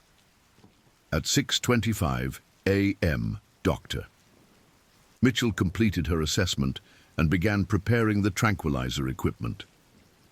"We're going to proceed with chemical immobilization," she announced to the response team. "The bear is in good condition and the environmental factors are within acceptable parameters. I'll need everyone to maintain their positions and avoid any actions that might agitate the bear while we proceed with the darting operation." Dr. Mitchell loaded the tranquilizer dart with a carefully calculated dose of sedative medication and approached the terminal building to within 50 feet of the windows where Nanook was visible. The distance was close enough to ensure accuracy with the dart rifle, but far enough away to provide safety for Dr. Mitchell if the bear reacted aggressively to the darting attempt. Nanook detected Dr. Mitchell's approach and stood up to investigate this new development. The bear moved to the windows and pressed his face against the glass, clearly aware of the human presence outside. Nanook's behavior remained calm but alert, showing no immediate signs of aggression or panic. Dr. Mitchell raised the dart rifle and carefully aimed at Nanook's shoulder area, which provided the largest target area and the safest location for delivering the tranquilizer medication. The dart needed to penetrate through Nanook's thick fur and hide to deliver the medication into the muscle tissue where it would be absorbed into his bloodstream. At 6:29 a.m., Dr. Mitchell fired the tranquilizer dart, which struck Nanook in the left shoulder with a soft impact sound. Nanook immediately spun around to investigate the dart, which remained embedded in his fur and was delivering its medication payload. The bear sniffed at the dart and attempted to remove it with his teeth, but was unable to reach it due to its location. Nanook's initial reaction to the dart was mild curiosity rather than alarm or aggression. The bear investigated the sensation for several minutes before losing interest and returning to his resting position in the snack bar area. Dr. Mitchell monitored Nanook's behavior carefully, looking for signs that the medication was beginning to take effect. The dart placement was successful, and the bear's reaction was minimal, Dr. Mitchell reported to the response team. "We should see initial effects within 5 to 8 minutes, with full sedation occurring within 10 to 15 minutes. Everyone needs to remain in position and maintain quiet until the bear is completely unconscious." The tranquilizer medication began affecting Nanook's coordination and alertness within 7 minutes of the dart impact. The bear's movements became noticeably slower and less coordinated as the sedative entered his system. Nanook attempted to stand several times, but was unable to maintain his balance as the medication continued to take effect. At 6:41 a.m., Nanook became fully unconscious and collapsed onto his side in the snack bar area. Dr. Mitchell continued monitoring the bear's breathing and other vital signs through the window to ensure that the sedation was proceeding safely and that Nanook was not experiencing any adverse reactions to the medication. "The bear is fully sedated and appears stable, Doctor," Mitchell announced to the response team. "We can proceed with entry to the building, but I want everyone to maintain caution until I can confirm that the sedation is complete and the bear's vital signs are stable." Dr. Mitchell, accompanied by Lieutenant Mitchell and Michael Rodriguez, approached the main entrance to the terminal building. Frank provided them with the entry codes needed to unlock the doors, and the team carefully entered the building while maintaining visual contact with the sedated bear. The interior of the terminal building showed extensive evidence of Nanook's 12-hour occupation. The vending machines had been completely destroyed, with broken glass and twisted metal scattered throughout the passenger waiting area. The snack bar area was similarly devastated, with food packaging and debris covering the floor and furniture overturned or damaged. Dr. Mitchell approached Nanook cautiously and conducted a thorough assessment of his vital signs and overall condition. The bear's breathing was steady and regular, his heart rate was within normal parameters for a sedated polar bear, and his body temperature was appropriate for the environmental conditions. This is a mature male polar bear in surprisingly good condition considering his recent starvation, Dr. Mitchell reported as she conducted her examination. I estimate his current weight at approximately 1,200 pounds, which indicates that he was able to find sufficient food here to stabilize his condition. His overall health appears good, with no obvious injuries or medical problems. The process of removing Nanook from the building required specialized equipment and careful coordination among the response team members. Michael Rodriguez positioned a large cargo net that would be used to safely transport the sedated bear, while Captain Sullivan prepared the helicopter for the flight that would take Nanook to a remote location where he could be released safely. Dr. Mitchell administered an additional dose of tranquilizer medication to ensure that Nanook would remain unconscious throughout the transportation process. Moving a 1,200-pound polar bear required mechanical assistance, and the team used a portable winch system to lift Nanook onto the cargo net without causing injury to the bear or the response team members. At 7:15 a.m., Nanook was successfully loaded into the helicopter for transport to a release location approximately 50 miles from Deadhorse Airport. The release site was selected based on Dr. Mitchell's knowledge of polar bear habitat preferences and current sea ice conditions that would provide Nanook with suitable hunting opportunities. The helicopter departure marked the end of the active emergency response phase, but significant work remained to assess the damage, clean and sanitize the terminal building, and restore normal airport operations. Frank, who had been awake for more than 20 hours under extremely stressful conditions, was transported to the Deadhorse Medical Clinic for evaluation and treatment of minor cold-related injuries. The medical clinic was staffed by Dr. Amanda Louise Foster, a family physician who'd been providing medical services in remote Alaska locations for 8 years. Dr. Foster was 35 years old and had completed her medical training at the University of Washington before specializing in rural and wilderness medicine. Dr. Foster examined Frank for signs of hypothermia, frostbite, and stress-related medical conditions. Frank's core body temperature had returned to normal, but he had minor frostbite damage on his fingertips and nose from his brief exposure to the extreme cold when he exited the building. Dr. Foster also noted that Frank was exhibiting signs of acute stress reaction, which was entirely normal given the circumstances he had experienced. "Frank, you're in remarkably good condition considering what you've been through," Dr. Foster told him as she completed her examination. "The frostbite damage is minor and should heal completely within a few days. I'm more concerned about the psychological impact of this experience, and I want to make sure you have access to counseling services if you need them." Frank nodded gratefully at Dr. Foster's concern, though he was still processing the surreal nature of what had just occurred. "Doc, I've been working security for 20 years, and I've never experienced anything like this. I keep thinking about what could have happened if that bear had gotten through those doors while I was still in there." Dr. Foster prescribed mild pain medication for Frank's frostbite injuries and provided him with information about post-traumatic stress counseling services available through the oil company's Employee Assistance Program. She also recommended that Frank take several days off work to recover both physically and emotionally from the incident.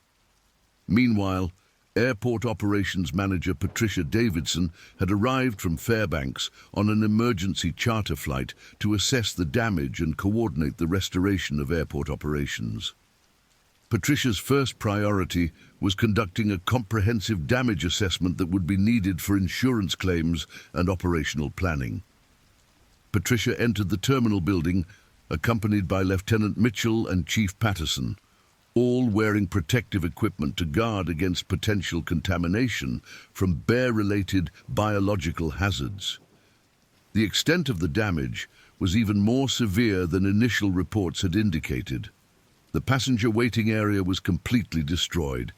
Both vending machines had been torn apart, with metal components twisted beyond recognition and broken glass covering most of the floor.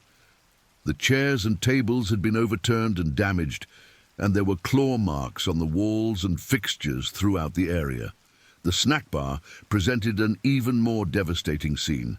Nanook had systematically destroyed every food storage container, appliance, and fixture in his search for edible items. The refrigeration units had been torn open, their contents consumed or scattered across the floor.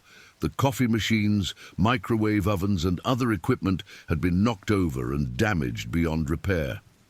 I'm estimating between $150,000 and $200,000 in direct property damage, Patricia told Lieutenant Mitchell as they surveyed the destruction. That doesn't include the cost of the specialized cleaning and sanitization that will be required before we can reopen for passenger service.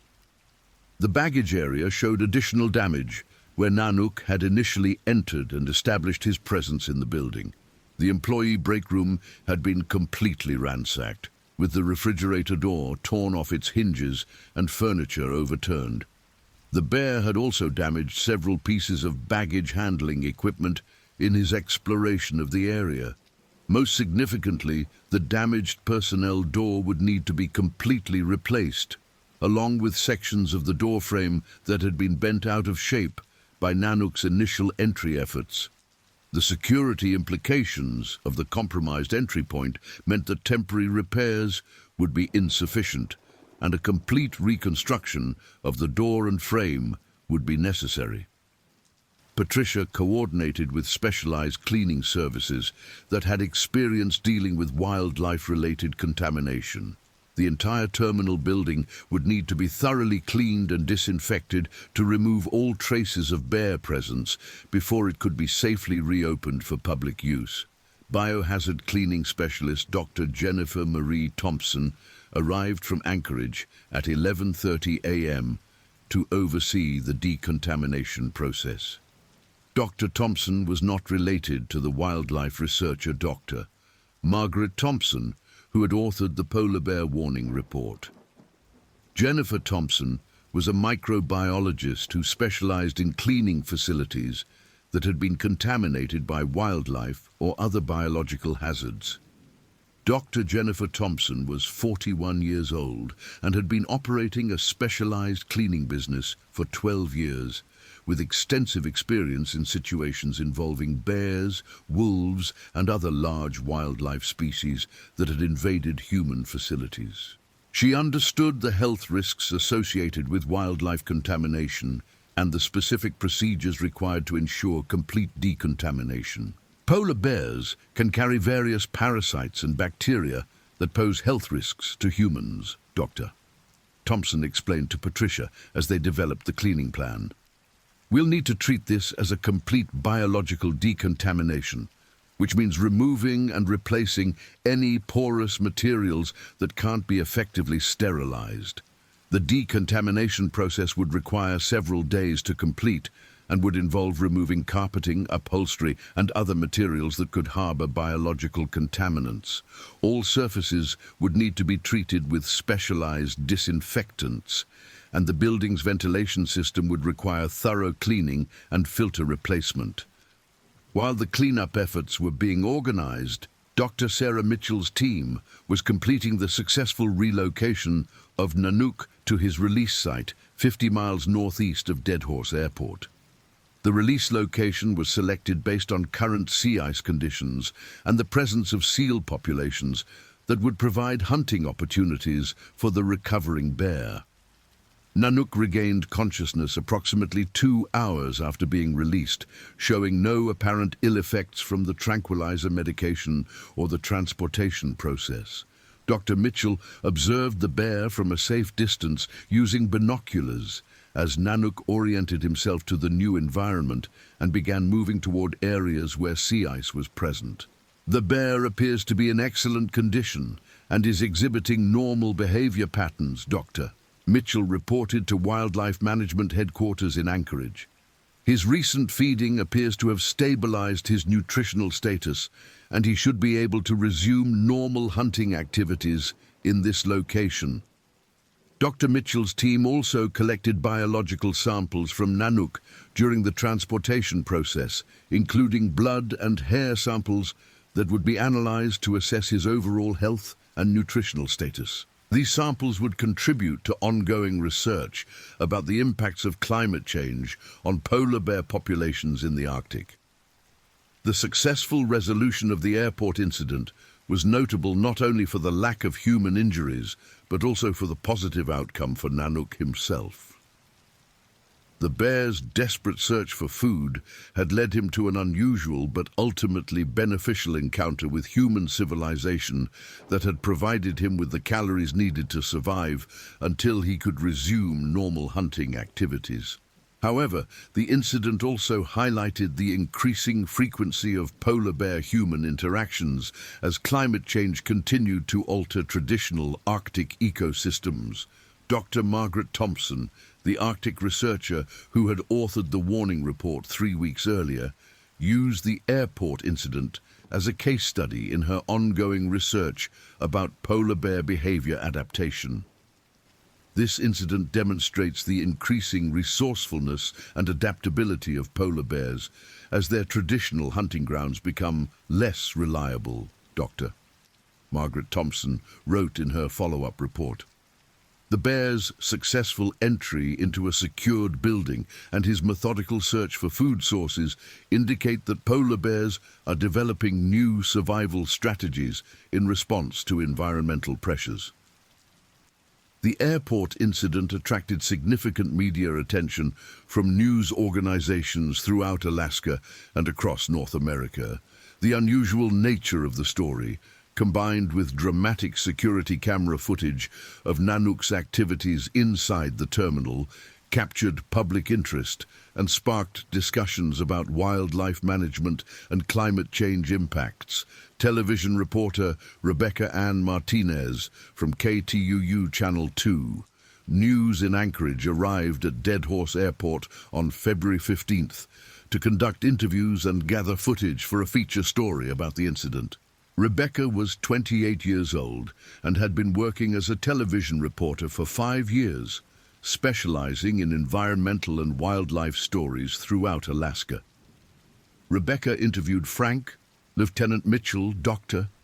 Sarah Mitchell, and Patricia Davidson to gather different perspectives on the incident and its implications. The interviews provided comprehensive coverage of the emergency response efforts and the broader environmental factors that had contributed to the polar bear's unusual behavior. Frank, can you describe what it was like to be trapped inside the building with a 1,200-pound polar bear? Rebecca asked during her interview with the security guard. Frank, who was still recovering from the psychological impact of the experience, provided a thoughtful response. Rebecca, it was the most terrifying experience of my life, but it was also fascinating to observe this magnificent animal up close. You have to respect the intelligence and determination that polar bear showed in getting into the building and finding food. It makes you realize how much these animals are struggling to survive in a changing environment.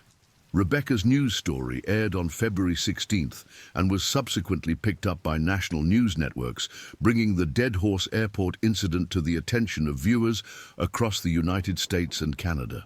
The story sparked discussions about Arctic wildlife conservation, climate change impacts, and the challenges of managing human-wildlife interactions in remote locations. The Federal Aviation Administration conducted an investigation into the security breach at Deadhorse Airport, focusing on the procedures and infrastructure that had allowed a polar bear to gain access to a secured aviation facility.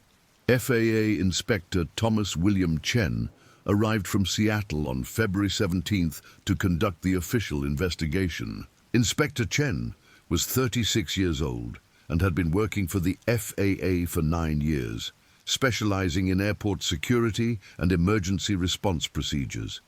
He had investigated numerous security incidents at airports throughout the western United States, but had never encountered a situation involving wildlife intrusion. This incident raises important questions about perimeter security at remote airports and the need for wildlife-specific security measures in areas where dangerous animals are present, Inspector Chen stated in his preliminary report. While the human response to this emergency was exemplary, the initial security breach indicates that current infrastructure may be inadequate for locations with significant wildlife populations. Inspector Chen's investigation focused on the door and window systems that had failed to prevent Nanook's entry, as well as the emergency response procedures that had been implemented once the bear was discovered inside the building. His recommendations would influence security standards at other remote airports throughout Alaska and northern Canada. The insurance investigation was conducted by Senior Adjuster Margaret Rose Williams from Arctic Risk Management Corporation, a specialized insurance company that provided coverage for remote industrial facilities throughout Alaska. Margaret was 45 years old and had been investigating insurance claims in harsh environments for 18 years. Margaret's investigation revealed that the airport's insurance policy included coverage for wildlife-related damage, but the specific circumstances of the polar bear incident presented unique challenges for determining liability and coverage limits. The policy had been written with the assumption that wildlife damage would occur primarily to exterior facilities rather than interior building spaces. The extent of interior damage caused by the polar bear exceeds what our actuarial models had predicted for wildlife-related claims, Margaret explained in her report. This incident demonstrates the need for revised risk assessments that account for the increasing frequency and severity of wildlife interactions at remote facilities. The final insurance settlement totaled $247,000, covering building repairs, equipment replacement, cleaning costs, and business interruption expenses. The settlement also included funding for enhanced security measures designed to prevent similar incidents in the future. The enhanced security measures implemented at Deadhorse Airport included reinforced door and window systems designed to resist wildlife intrusion, improved perimeter lighting and surveillance systems, and regular wildlife monitoring protocols. The airport also established formal coordination agreements with wildlife management agencies to ensure rapid response to future wildlife incidents. Frank returned to work on February 22nd, 8 days after the incident, following completion of the terminal building decontamination and repairs. However, Frank's experience with Nanook had profoundly affected his perspective on his work and his relationship with the Arctic environment. I've always respected the wildlife up here, but this experience gave me a completely different understanding of what these animals are capable of, Frank reflected during a follow-up interview with Dr. Foster. That bear wasn't just a wild animal looking for food. He was an intelligent creature solving problems and adapting to challenges in ways I never imagined possible. Frank participated in additional training programs focused on wildlife awareness and emergency response procedures, eventually becoming the airport's designated wildlife liaison responsible for coordinating with researchers and wildlife management agencies. His first-hand experience with polar bear behavior made him a valuable resource for developing improved wildlife management protocols.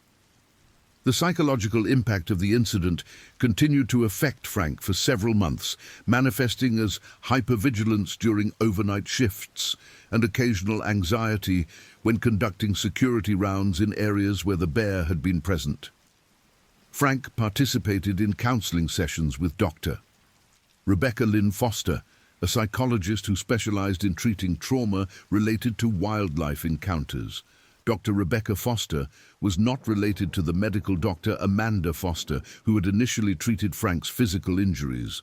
Rebecca Foster was a clinical psychologist who had been practicing in Alaska for 12 years, with specialized experience treating individuals who had experienced traumatic wildlife encounters.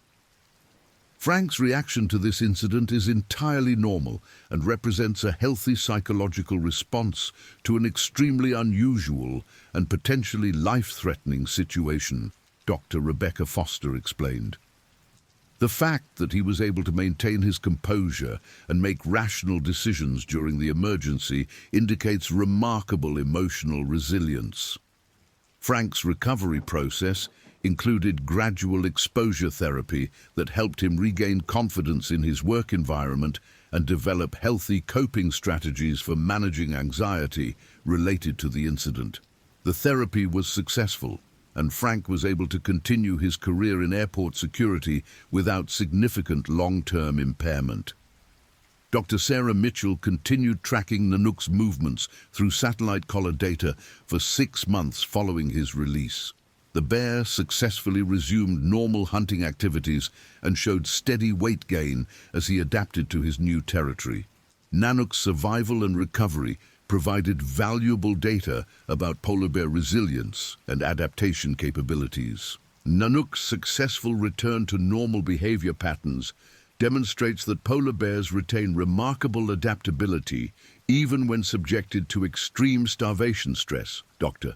Mitchell noted in her 6-month follow-up report.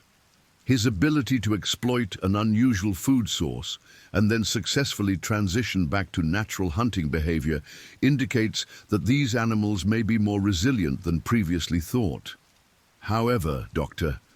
Mitchell also emphasized that Nanook's case should not be interpreted as evidence that polar bears could easily adapt to large-scale environmental changes caused by climate change.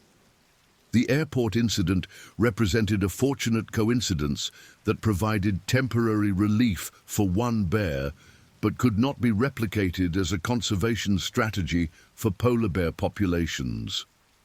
The incident at Deadhorse Airport became a case study used in wildlife management training programs throughout North America.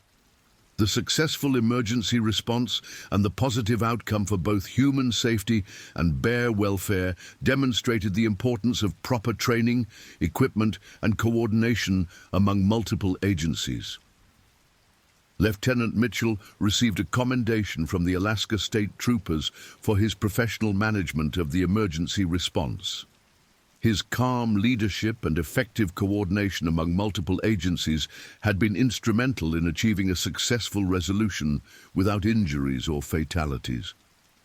Lieutenant Mitchell's response to this unprecedented situation exemplified the highest standards of law enforcement professionalism, stated Colonel Jennifer Ann Peterson, director of the Alaska State Troopers.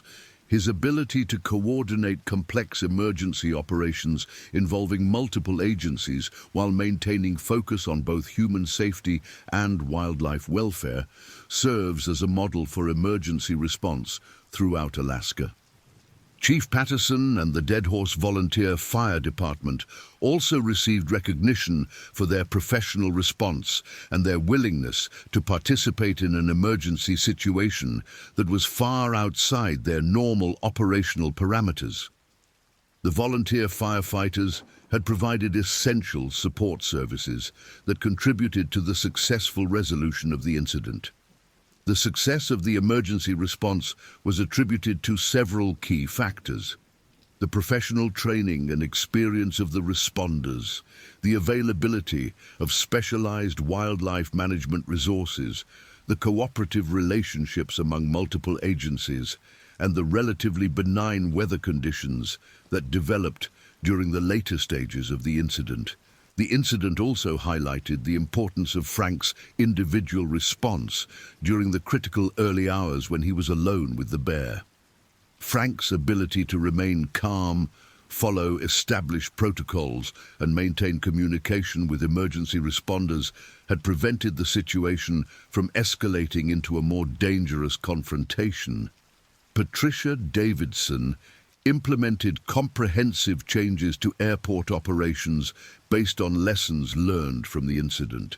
These changes included enhanced staff training on wildlife awareness, improved communication protocols with wildlife management agencies, and regular inspections of building integrity to identify potential vulnerability points. This incident taught us that we need to think beyond traditional security threats and consider the unique challenges posed by wildlife in Arctic environments. Patricia explained during a presentation to other airport managers. The protocols we've developed based on this experience will help other remote airports prepare for similar situations. The Deadhorse Airport incident occurred during a year when polar bear-human interactions reached record levels throughout the Arctic region. Climate researchers documented increasing numbers of bears spending extended periods on land as sea ice formation was delayed by unusually warm temperatures. Dr. Margaret Thompson's research team documented 37 separate incidents of polar bears approaching human facilities during the 2024 to 2025 winter season, compared to an average of 12 incidents per year during the previous decade. The increasing frequency of these interactions indicated that climate change was fundamentally altering polar bear behavior patterns. The Deadhorse Airport incident represents an extreme example of the adaptation strategies that polar bears are developing in response to environmental pressures, Dr. Thompson wrote in her annual research summary. While this particular incident had a positive outcome, the increasing frequency of bear-human interactions indicates that we need to develop more comprehensive management strategies for dealing with these encounters. The research implications of Nanook's case extended beyond immediate wildlife management concerns to broader questions about animal cognition, problem-solving abilities, and behavioral adaptation under stress. Nanook's systematic approach to gaining entry to the building and his methodical search for food sources demonstrated cognitive abilities that exceeded previous scientific understanding of polar bear intelligence. Dr. Emily Catherine Rodriguez, a behavioral ecologist at the University of Alaska Fairbanks, incorporated the airport incident into her ongoing research about polar bear learning and adaptation. Dr. Rodriguez was 31 years old and had been studying Arctic wildlife behavior for 8 years, focusing on how environmental changes affected animal cognition and survival strategies. Nanook's behavior during this incident suggests that polar bears possess more sophisticated problem-solving abilities than we previously recognized, Dr. Rodriguez observed. His systematic approach to exploring the building and his ability to exploit human infrastructure for survival purposes indicate remarkable cognitive flexibility. Dr. Rodriguez's analysis of the security camera footage from the incident provided detailed insights into Nanook's decision-making processes and learning behaviors.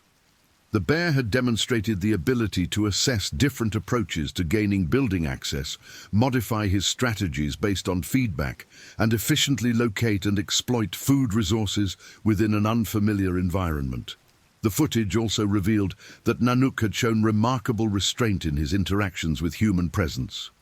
Despite his desperate hunger and the stress of being in an unnatural environment, the bear had not exhibited aggressive behavior toward Frank or the emergency responders, suggesting that polar bears retained sophisticated social awareness even under extreme stress.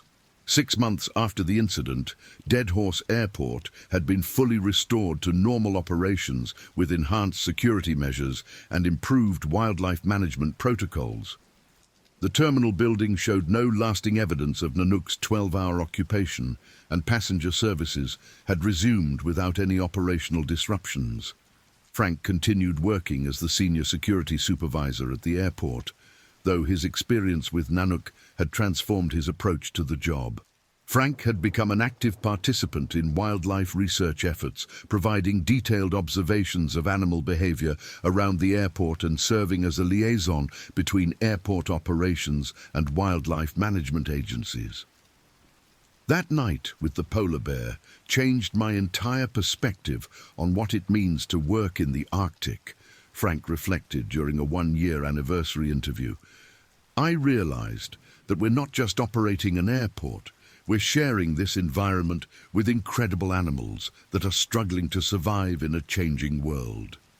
Frank's detailed knowledge of polar bear behavior, gained through his extended close observation of Nanook, made him a valuable resource for other security personnel and airport workers throughout Alaska. Frank began conducting training sessions for airport security staff, sharing his experience and helping others prepare for potential wildlife encounters. The training program developed by Frank in cooperation with Dr. Sarah Mitchell and other wildlife experts became a model for airport security training throughout the Arctic region. The program emphasized the importance of understanding animal behavior, maintaining situational awareness, and following established protocols while remaining flexible enough to adapt to unusual circumstances. Dr. Sarah Mitchell continued her research on polar bear behavior and conservation, using data from Nanook's case and other human-bear interactions to develop improved management strategies for Arctic wildlife. Her work contributed to policy recommendations for government agencies and international organizations working on polar bear conservation efforts. The Deadhorse Airport incident provided unique insights into polar bear adaptability and resilience that will inform conservation efforts for years to come, Dr. Mitchell wrote in her final report on the case. Nanook's successful recovery and return to normal behavior demonstrates that individual bears can overcome significant challenges when provided with appropriate opportunities and support. The incident also influenced building design standards for facilities in polar bear habitat throughout the Arctic region. Engineers and architects began incorporating wildlife resistance features into new construction projects, learning from the vulnerabilities that had allowed Nanook to gain access to the airport terminal. Arctic Engineering Solutions, a specialized design firm based in Anchorage, developed new building standards that incorporated lessons learned from the airport incident. The company's senior engineer, Marcus Thompson Wells, was not related to any of the other Thompsons involved in the incident, despite sharing a similar name. Marcus Wells was 38 years old and had been designing buildings for Arctic environments for 12 years, with extensive experience in facilities that needed to withstand both extreme weather conditions and potential wildlife encounters. His designs incorporated reinforced entry points, wildlife-resistant materials, and emergency protocols specifically designed for facilities in polar bear habitat. The Deadhorse Airport incident demonstrated that traditional building security measures are insufficient for Arctic environments where polar bears are present, Wells explained during a presentation to the Arctic Engineering Society. We need to design facilities that can resist determined efforts by large, intelligent animals while maintaining functionality for human operations. The new building standards developed by Wells and his team were adopted by oil companies, research facilities, and government agencies throughout the Arctic region. These standards included specific requirements for door and window systems, perimeter security measures, and emergency response capabilities that accounted for wildlife interactions. 1 year after the incident, Nanook was thriving in his release territory and had successfully survived the summer season and the following winter. Satellite tracking data showed that he had established a territory encompassing approximately 200 square miles and had successfully hunted seals throughout the sea ice season. Dr.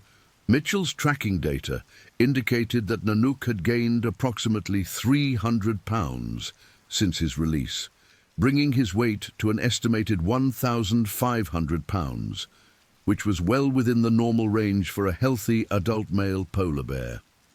His movements and behavior patterns showed no lasting effects from his unusual encounter with human civilization.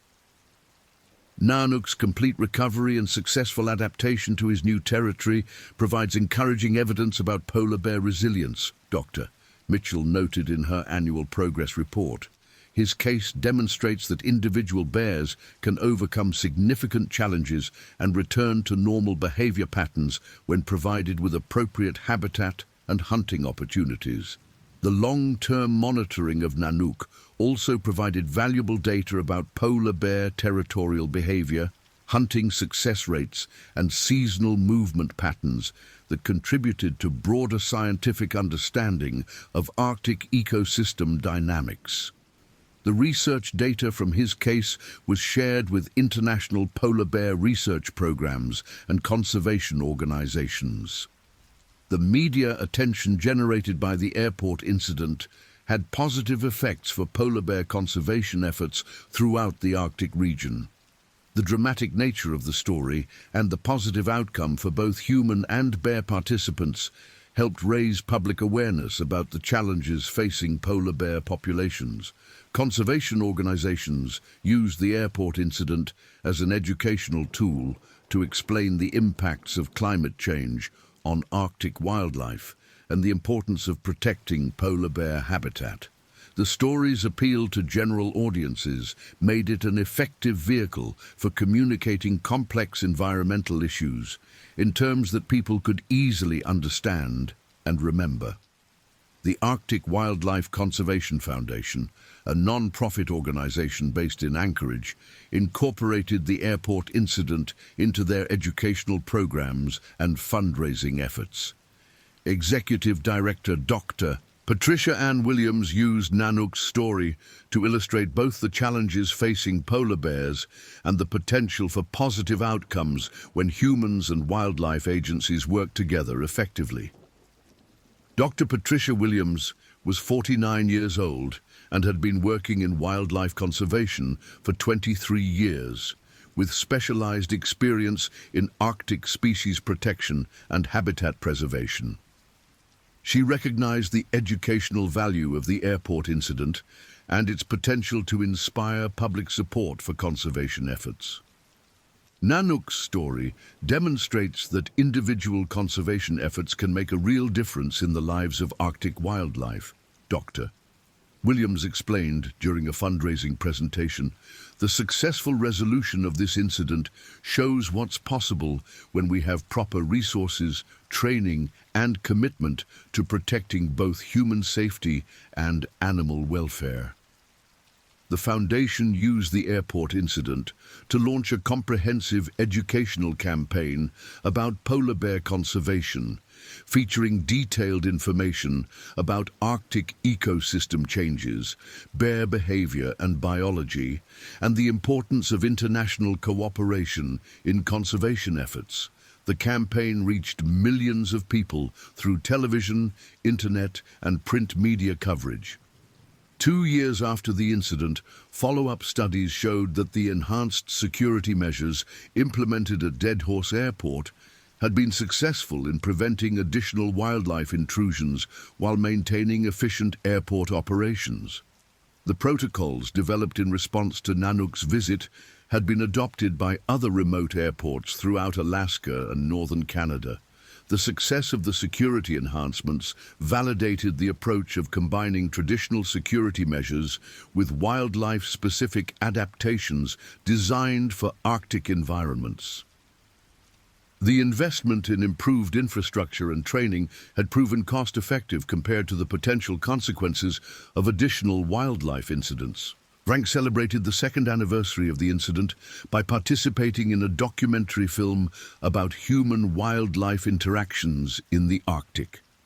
The documentary, titled When Worlds Collide: Wildlife and Civilization in the Arctic, featured Frank's story alongside other examples of wildlife adaptation to human presence in remote northern environments. The documentary was produced by Northern Light Productions, an independent film company specializing in environmental and wildlife subjects. Director Sarah Lynn Mitchell, who was not related to Lieutenant Mitchell or Dr. Sarah Mitchell, despite sharing similar names, had been producing wildlife documentaries for 15 years and was drawn to Frank's story because of its unique combination of human drama and wildlife behavior. Frank's experience with Nanook represents a perfect example of how human-wildlife interactions are evolving in response to environmental changes, Director Mitchell explained. The story demonstrates both the challenges and the opportunities that arise when traditional boundaries between human and animal territories break down. The documentary featured interviews with Frank, Dr. Sarah Mitchell, Lieutenant Mitchell, and other participants in the incident, along with security camera footage of Nanook's activities inside the airport terminal.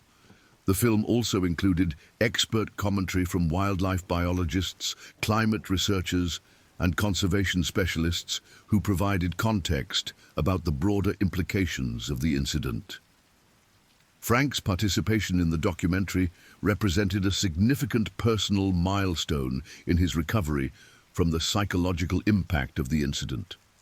His ability to discuss the experience publicly and contribute to educational efforts demonstrated his complete emotional recovery and his commitment to helping others understand the importance of Arctic wildlife conservation.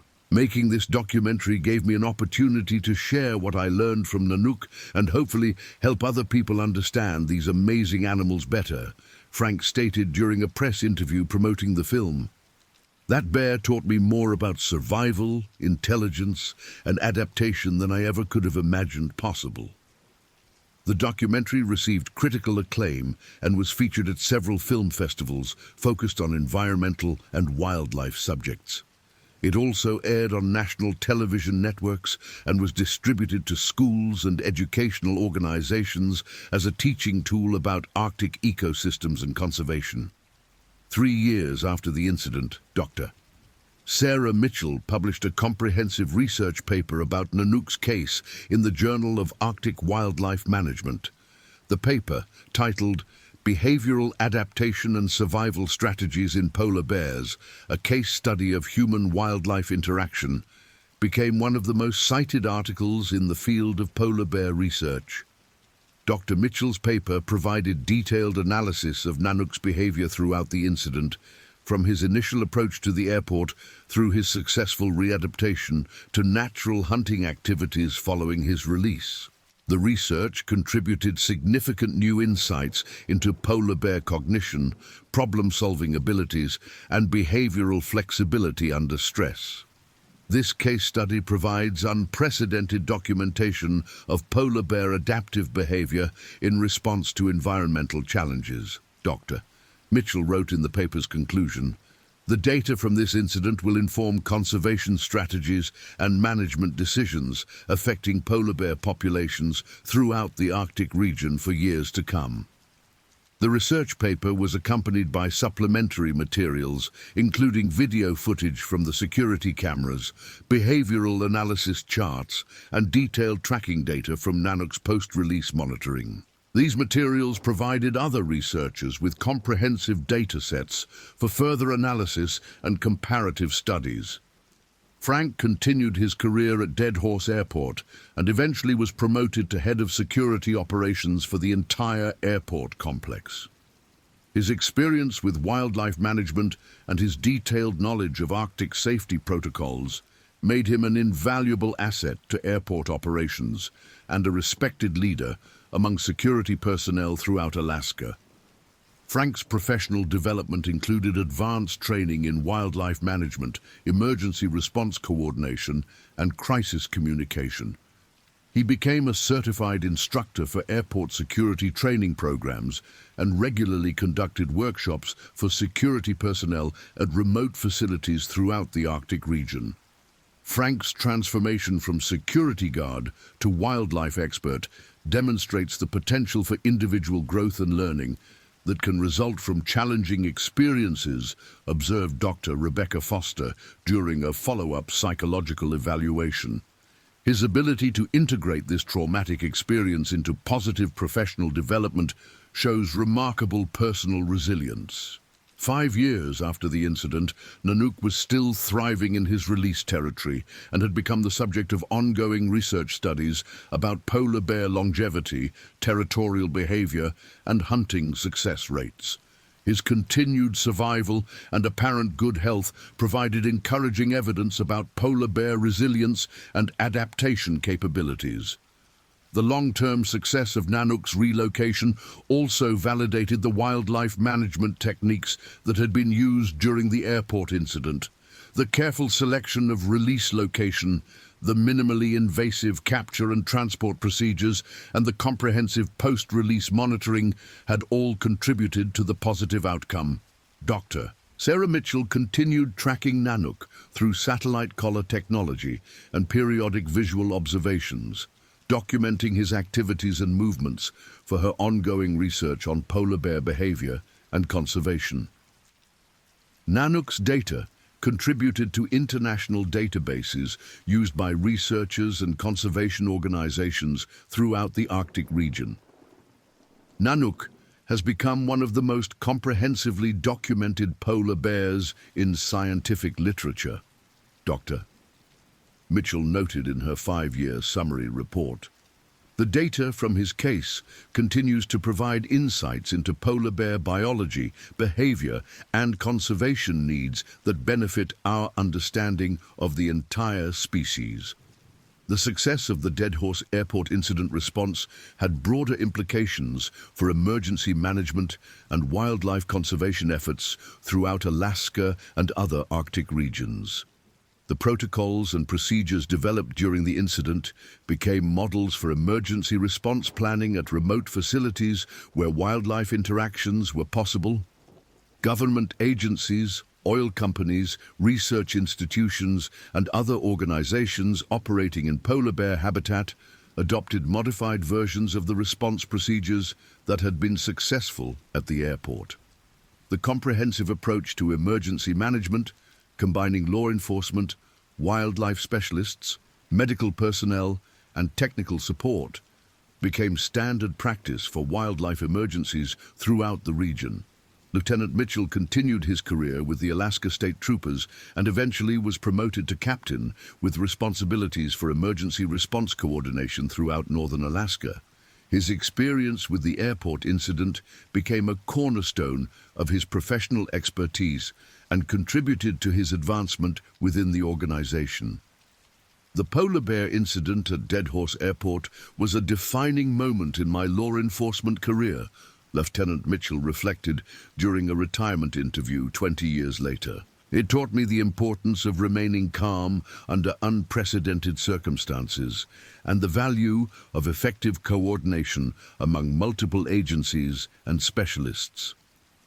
Captain Mitchell's experience with the incident influenced his approach to law enforcement throughout his career, emphasizing the importance of understanding environmental factors, working effectively with technical specialists, and maintaining focus on positive outcomes for all parties involved in emergency situations.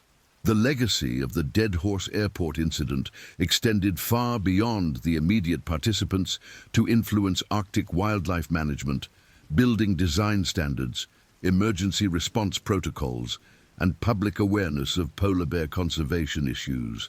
The incident demonstrated that positive outcomes were possible even in seemingly impossible situations when proper resources, training, and commitment were applied to complex challenges. Frank, now in his 70s and retired from airport security, occasionally returned to Deadhorse Airport as a consultant for wildlife management training programs. His first-hand experience with Nanook remained a powerful teaching tool for security personnel and emergency responders throughout the Arctic region. Every time I tell this story, I'm reminded of how much that bear taught me about survival, intelligence, and the incredible resilience of Arctic wildlife, Frank would tell new security trainees. Nanook changed my life in ways I never could have imagined, and I hope his story helps others understand the importance of respecting and protecting these magnificent animals. The story of Nanook and the Dead Horse Airport incident became a permanent part of Arctic wildlife folklore, representing both the challenges facing polar bears in a changing environment and the potential for positive human-wildlife interactions when managed with knowledge, skill, and respect for both human safety and animal welfare. Dr. Sarah Mitchell, now recognized as one of the world's leading experts on polar bear behavior and conservation, continued to reference the airport incident in her research and teaching throughout her career. The comprehensive documentation of Nanook's behavior and the successful outcome of his relocation provided a foundation for improved wildlife management techniques that benefited countless other bears and human communities throughout the Arctic. The Dead Horse Airport incident will always represent a unique moment in Arctic wildlife management history, Dr. Mitchell wrote in her memoirs 40 years later. It demonstrated that even the most challenging human-wildlife conflicts can be resolved successfully when we combine scientific knowledge, professional expertise, and genuine commitment to protecting both people and animals. The incident at Dead Horse Airport on February 14, 2025, became more than just an emergency response success story. It evolved into a symbol of hope for Arctic conservation, a model for emergency management, and a testament to the remarkable intelligence and adaptability of polar bears facing an uncertain future in a rapidly changing Arctic environment.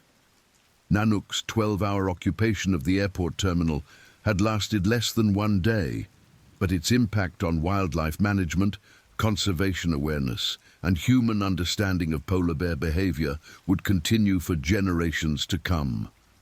The story served as a reminder that even in the most challenging circumstances, positive outcomes were possible when humans approached wildlife conflicts with knowledge, respect, and determination to protect both human safety and animal welfare.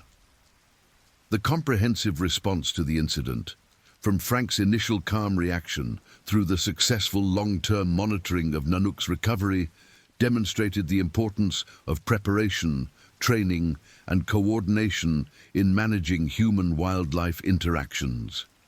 The lessons learned from those critical hours in the Arctic darkness would continue to influence wildlife management decisions and conservation efforts throughout the polar bear's range for decades to come. As Arctic environments continued to change due to climate factors, the story of Nanook and the Dead Horse Airport incident provided both a warning about the challenges facing Arctic wildlife and an example of how those challenges could be addressed through knowledge, cooperation, and commitment to finding solutions that protected both human communities and the remarkable animals that shared the Arctic landscape. The incident concluded not with tragedy or conflict, but with a successful demonstration of what was possible when humans encountered Arctic wildlife with respect, understanding, and the resources necessary to ensure positive outcomes for all involved. Nanook's story became a lasting tribute to the intelligence and resilience of polar bears and the dedication of the people who work to protect them in an ever-changing Arctic world. The next stories.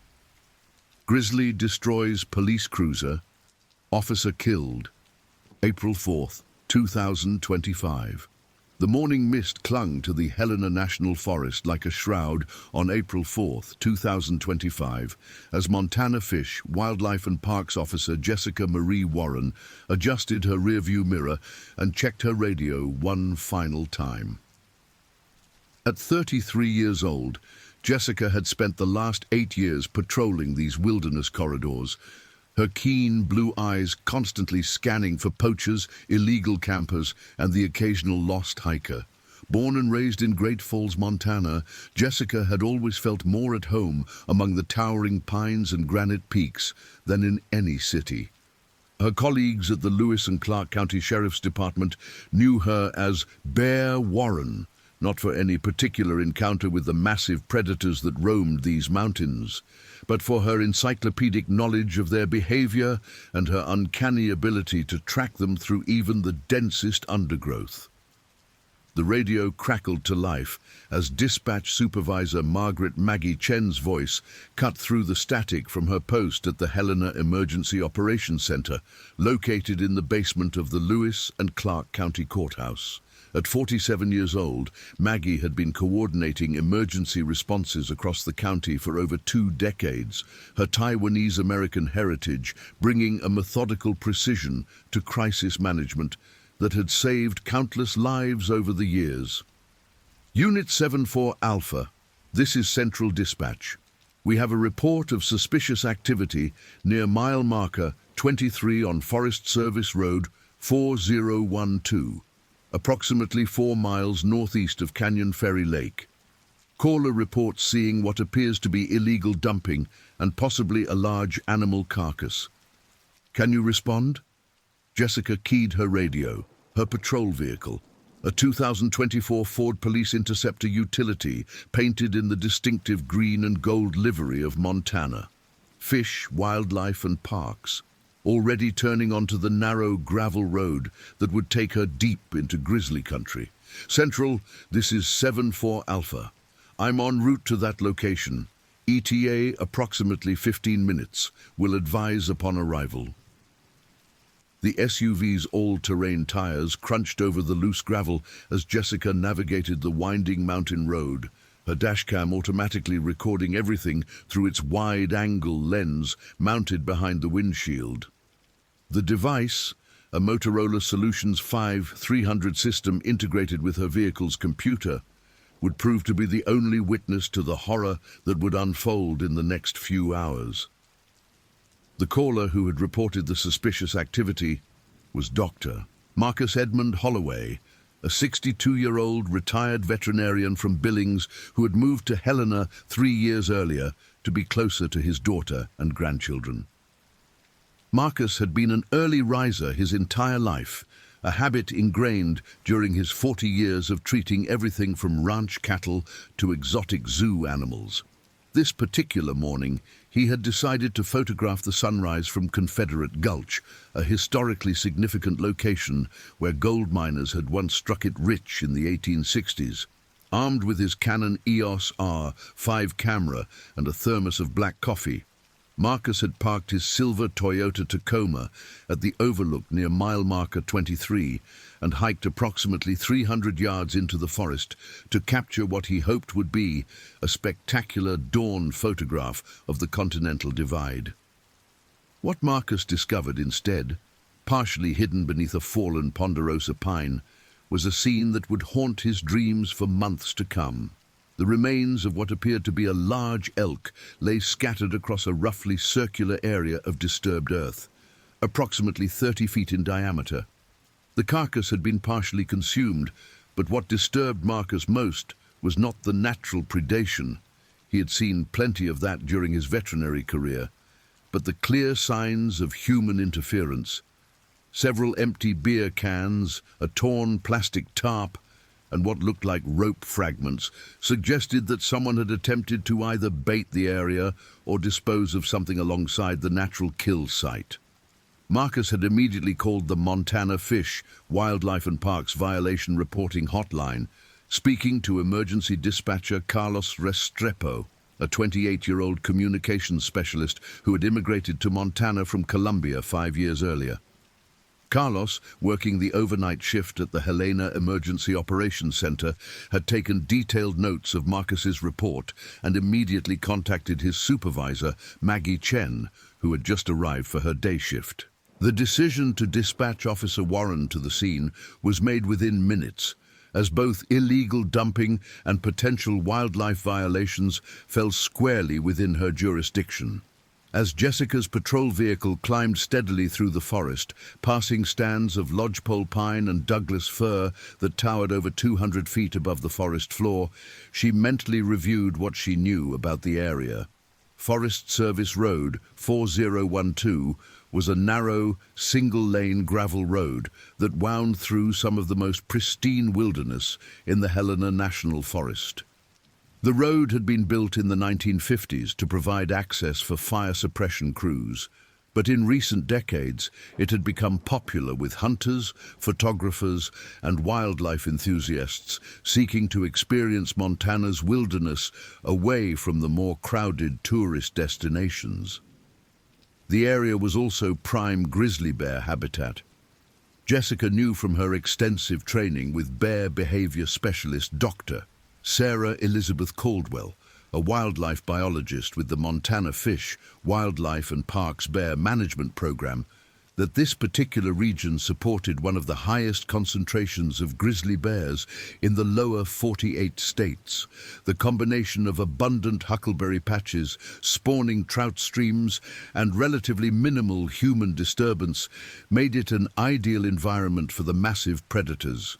Jessica had encountered grizzlies in this area on at least a dozen occasions over her 8-year career, and she had developed a healthy respect for their intelligence, strength, and unpredictable nature.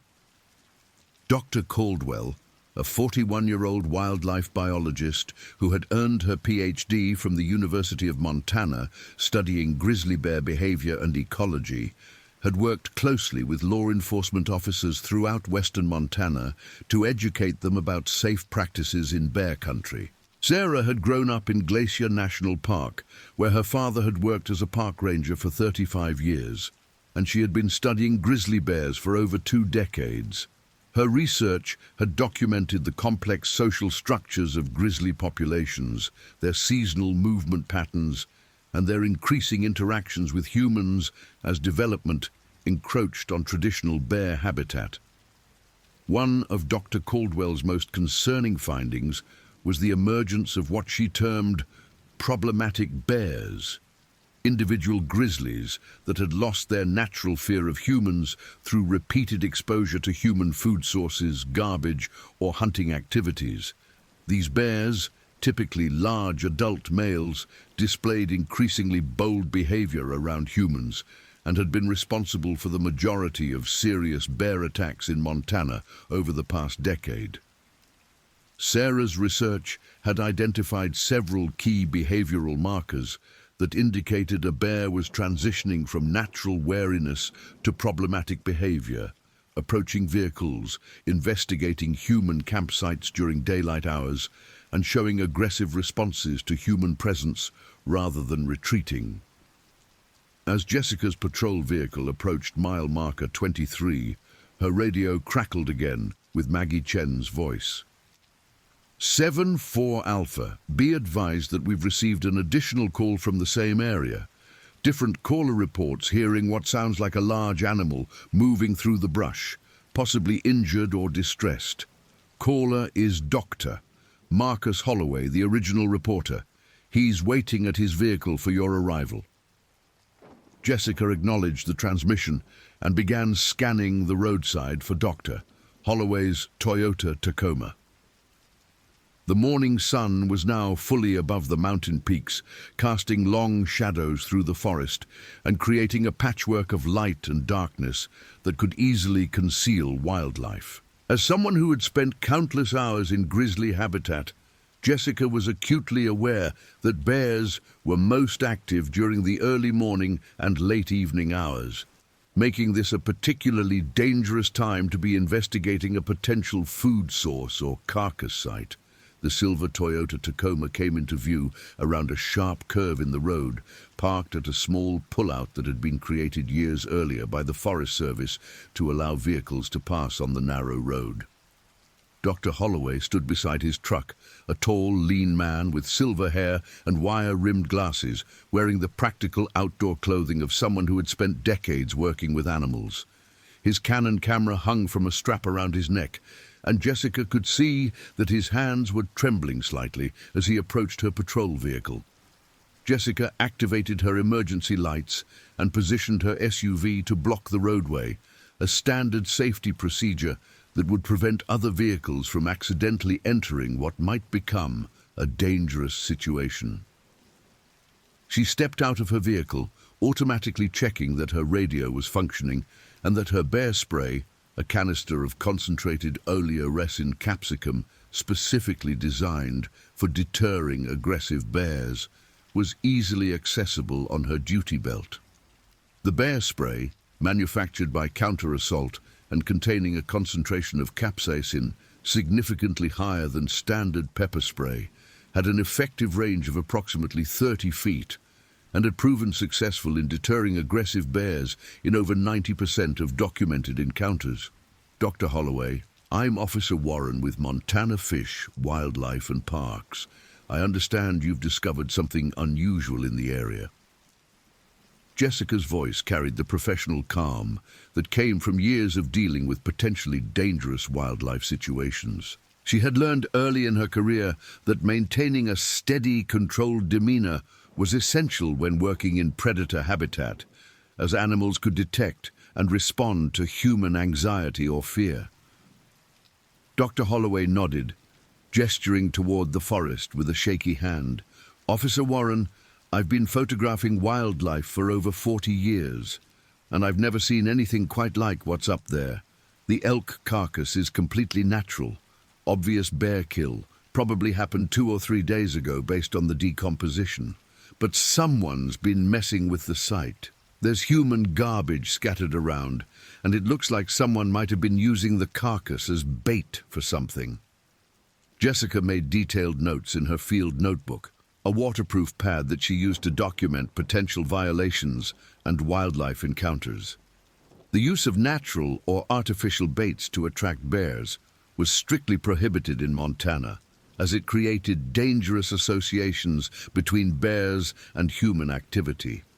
Bears that became accustomed to finding food sources provided by humans often became aggressive when those sources were removed or when humans were present at feeding sites. Can you show me exactly where you found this site, Dr. Holloway? And have you seen or heard any signs of bear activity since you've been here this morning? Jessica's questions were routine for this type of investigation, but she was also gathering information that might be crucial for her safety as she examined the scene. Dr. Holloway pointed toward a barely visible game trail that disappeared into the dense undergrowth about 50 yards from the road. I followed that trail for maybe 300 yards. The site is in a small clearing where a big ponderosa came down, probably in last winter's storms. I heard some crashing sounds in the brush about 20 minutes ago, but I couldn't see what was causing it. Could have been an elk or deer, but it sounded bigger, more deliberate. Jessica felt the familiar tightening in her stomach that came with entering potentially dangerous wildlife habitat. Her training with Dr. Caldwell had emphasized that grizzly bears defending a food source were among the most dangerous wildlife encounters possible. Unlike defensive attacks, where a surprised bear might bluff charge or deliver a brief mauling before retreating, bears protecting a carcass would often fight to the death to maintain control of their food source. The dashcam in Jessica's patrol vehicle continued recording as she radioed her position and intentions to dispatch. Central, this is 7-4 Alpha. I'm beginning my investigation of the reported violation site. I'll be leaving my vehicle to examine what appears to be a bait site associated with a natural bear kill. Please log my status as Code 7, investigating on foot in grizzly habitat. Maggie Chen's voice crackled back immediately, her concern evident even through the static of the radio transmission. Copy that, 7-4 Alpha. You're logged as Code 7 as of 0847 hours. Please maintain regular radio contact. We have backup units available if needed. Deputy Martinez and Warden Patterson are both within 20 minutes of your location. Deputy Elena Martinez was a 31-year-old patrol officer with the Lewis and Clark County Sheriff's Department who had grown up in Helena and knew the backcountry as well as anyone in law enforcement.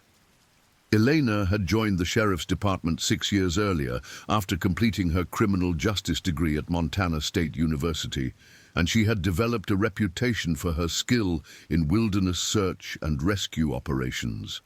Her patrol area included much of the same territory that Jessica covered, and the two officers had worked together on numerous occasions.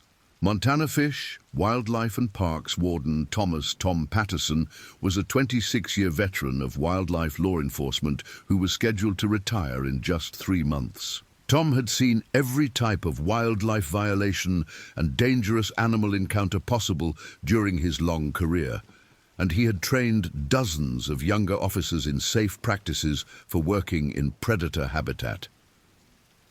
At 59 years old, Tom was looking forward to spending his retirement fly fishing and bird watching, but he remained one of the most experienced and knowledgeable wildlife officers in the state. Jessica acknowledged the backup availability, but indicated that she wanted to conduct an initial assessment of the scene before determining whether additional personnel were needed. This decision, while consistent with standard protocol for potential violations, would prove to be fatal. Jessica's confidence in her ability to handle dangerous wildlife situations had been built through years of successful encounters and extensive training. But she had never faced a grizzly bear that had been actively conditioned to associate human presence with food sources. As Jessica began following the game trail into the forest, her senses automatically sharpened to take in every detail of her surroundings. The trail was well used, with clear signs of recent wildlife passage, including deer tracks, elk droppings, and several sets of what appeared to be large canine prints that could have belonged to either wolves or domestic dogs. The forest floor was thick with fallen pine needles that muffled her footsteps, but also made it difficult to hear approaching wildlife. The morning air carried a complex mixture of scents that Jessica had learned to read like a book during her years in the wilderness. The sharp, clean smell of pine sap mingled with the earthier odors of decomposing vegetation and the faint but unmistakable smell of carrion that indicated she was approaching the carcass site. More concerning was another scent that Jessica recognized immediately, the musky, pungent odor that indicated recent grizzly bear presence in the area. Approximately 200 yards from the road, Jessica encountered the first clear evidence of the illegal activity that Dr. Holloway had reported. A crumpled Budweiser can lay beside the trail, partially buried under pine needles, but clearly discarded recently. Jessica photographed the can with her department-issued digital camera and made careful notes of its exact location using GPS coordinates from her handheld Garmin device. Littering in national forest areas was a federal violation, but Jessica suspected this was just the beginning of what she might find at the actual carcass site. The game trail curved sharply to the left around a massive granite boulder that had been deposited by glacial activity thousands of years earlier. As Jessica rounded the boulder, the forest opened into the small clearing that Dr. Holloway had described. The fallen ponderosa pine, easily 6 feet in diameter at its base, had created a natural windbreak that provided shelter and concealment for the activities that had taken place here. What Jessica discovered in the clearing would have been sufficient evidence for multiple citations and potential criminal charges, even without the deadly encounter that was about to unfold.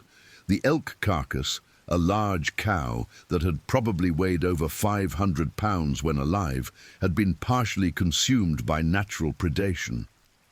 The feeding pattern was consistent with grizzly bear behavior. Large chunks of meat removed efficiently, the hide peeled back systematically, and the internal organs consumed first. This was clearly natural predation, probably occurring 3 to 4 days earlier based on the stage of decomposition. However, scattered around the carcass site were clear signs of human interference. Jessica counted 7 empty beer cans, 2 whiskey bottles, several lengths of rope, and a damaged blue plastic tarp that appeared to have been used to cover or drag something. Most concerning was a large cooler, partially hidden beneath some fallen branches, that contained the remains of what appeared to be processed meat, hot dogs, lunch meat, and several packages of bacon that had been opened and scattered around the area. Jessica's training immediately recognized this as a classic baiting operation.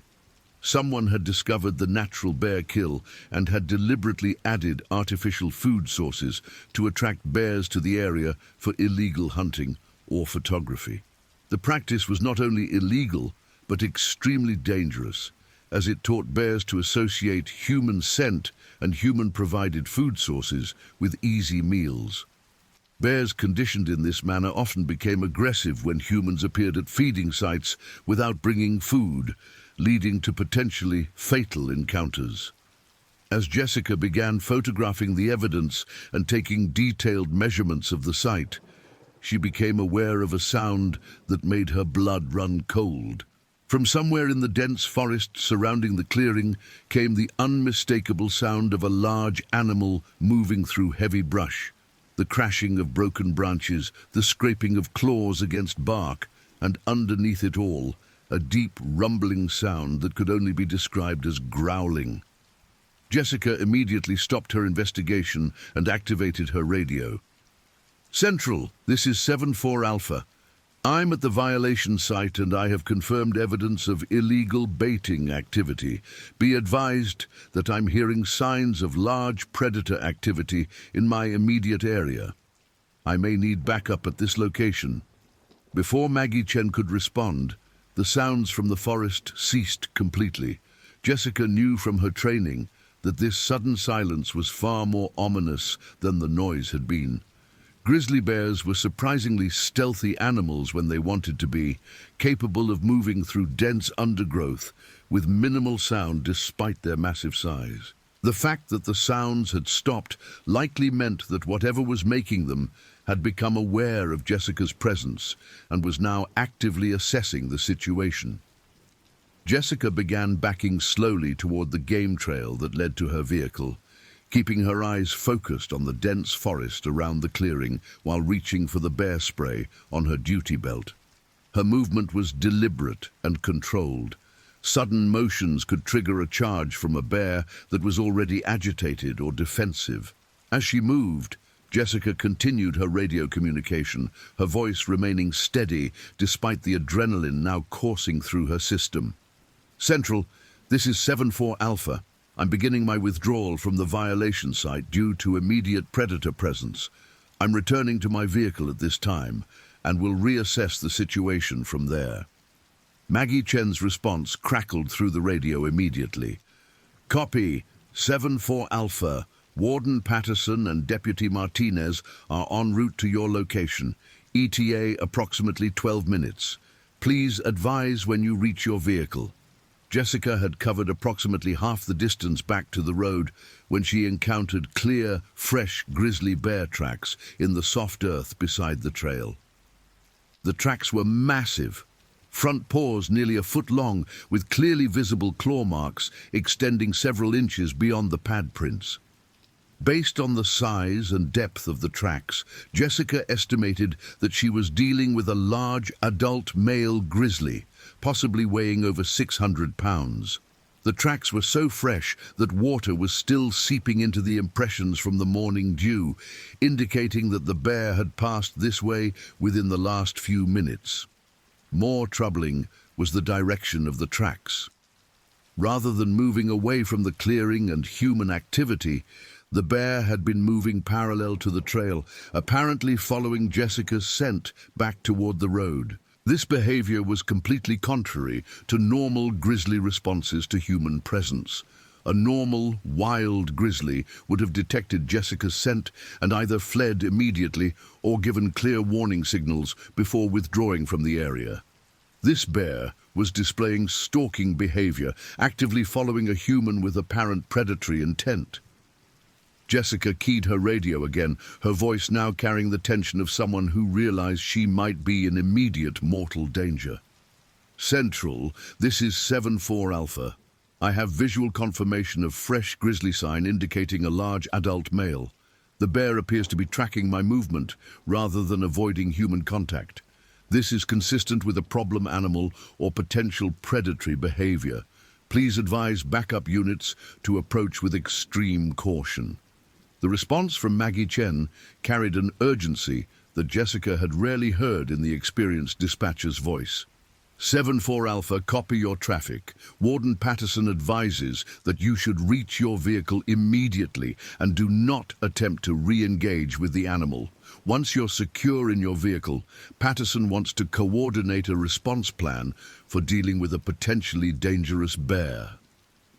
Jessica was now less than 100 yards from her patrol vehicle, moving as quickly as she dared, while maintaining the controlled pace that her training dictated for bear encounters.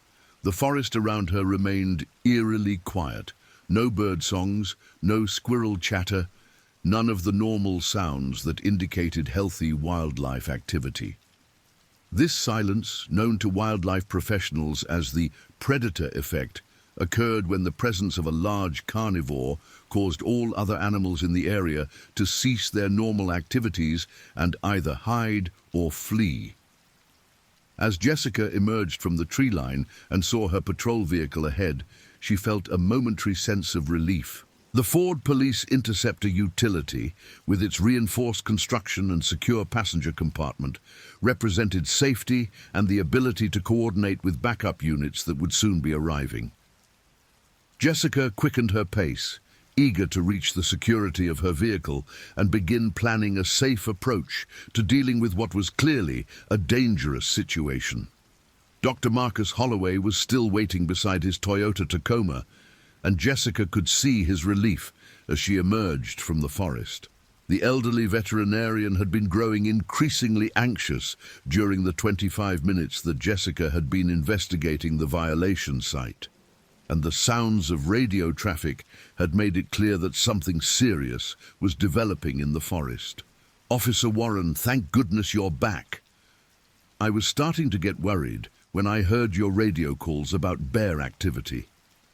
Dr. Holloway's voice carried the concern of someone who understood the potential danger of grisly encounters. During his veterinary career, he had treated several victims of bear attacks, and he knew firsthand the devastating injuries that these massive predators could inflict.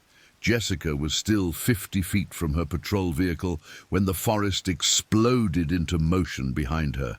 The massive grizzly bear that had been stalking her emerged from the tree line at a full charge, covering the distance between the forest edge and the road with terrifying speed. Adult grizzly bears can reach speeds of up to 35 miles per hour in short bursts, and this particular animal, later estimated to weigh over 700 pounds, demonstrated the explosive power that made these animals among the most dangerous predators in North America. The bear's appearance was a nightmare vision of primal fury and predatory intent. His fur was a dark brown, almost chocolate color, with silver-tipped guard hairs that caught the morning sunlight as he ran. His massive head, easily 2 feet wide, was lowered in the classic charge position, with small, dark eyes focused intently on Jessica. The bear's ears were laid back flat against his skull, and his mouth was open, revealing yellowed canine teeth over 3 inches long. Saliva streamed from his jaws as he closed the distance to his target with mechanical precision. Jessica had just enough time to draw her bear spray and turn to face the charging grizzly before the animal slammed into her with the force of a small automobile.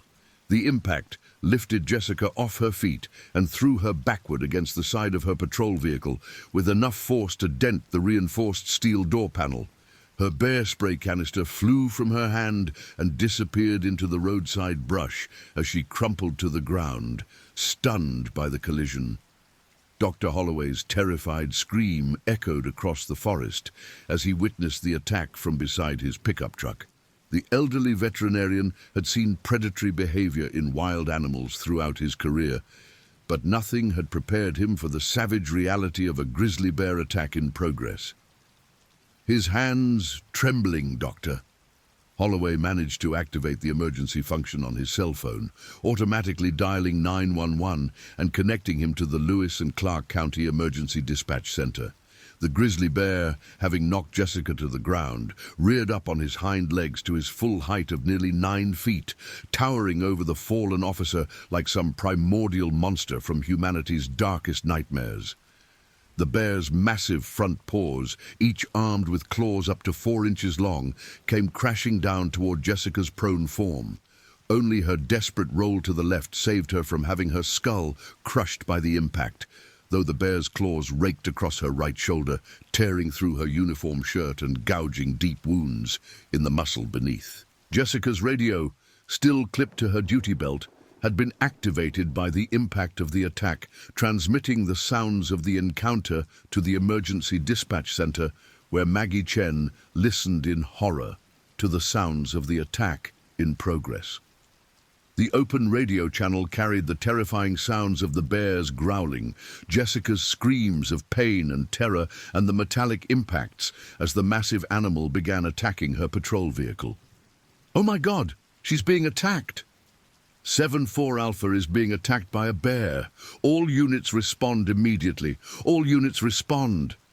Maggie Chen's voice carried across every emergency frequency in Lewis and Clark County as she initiated a code red response, the highest priority emergency classification used for situations involving immediate threat to officer safety. The grizzly bear's attack on Jessica was brief but devastating. After the initial contact that had thrown her against the vehicle, the bear delivered several powerful swipes with his front paws, each blow carrying enough force to break bones and tear through protective equipment. Jessica's ballistic vest, designed to stop bullets, provided minimal protection against the bear's claws, which sliced through the Kevlar material as if it were paper. Jessica managed to roll partially under her patrol vehicle, seeking shelter beneath the reinforced chassis of the Ford Interceptor. The bear, frustrated by his inability to reach his prey, turned his attention to the vehicle itself, demonstrating the incredible problem-solving intelligence that made grizzly bears such formidable predators.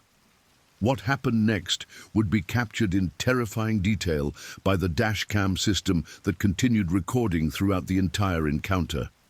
The massive grizzly approached the driver's side of the patrol vehicle and began what can only be described as a systematic assault on the machine. Using his front paws, the bear began striking the driver's side door with pile-driver blows that dented and deformed the reinforced steel. Each impact sent shockwaves through the entire vehicle, and the sound of metal being crushed and torn echoed across the forest like gunshots. Jessica, bleeding and partially conscious beneath the vehicle, could hear the bear's assault on her patrol SUV directly above her head. The animal's growling had intensified to a constant roar of rage and frustration, punctuated by the metallic crashes as 700 pounds of muscle and bone attacked the vehicle with methodical fury. Jessica tried to key her radio to call for help, but discovered that her right arm was too badly damaged to function properly. Her left hand found the radio, but the device had been damaged in the initial attack and produced only static. Dr. Holloway, still on the phone with 911 dispatch, provided a running commentary of the attack that would later prove crucial for understanding the sequence of events. "The bear is attacking the police car now. It's trying to get to the officer who's underneath. Oh God, it's tearing the door off. The bear is actually tearing the car door off its hinges." The grizzly bear's assault on the patrol vehicle demonstrated both the animal's incredible strength and his learned association between humans and the vehicles they used. This particular bear, later identified through DNA analysis as a 23-year-old male designated as bear number 447 in the Montana Fish, Wildlife and Parks database, had been the subject of multiple incident reports over the previous 2 years.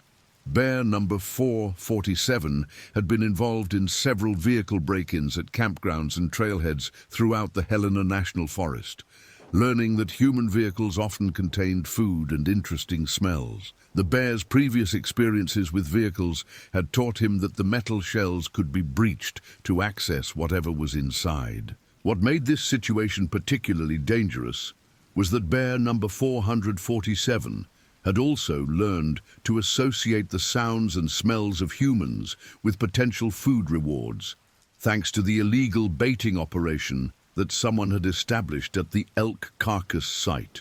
The combination of learned vehicle-breaking behavior and food-conditioned aggression had created a perfect storm of deadly circumstances.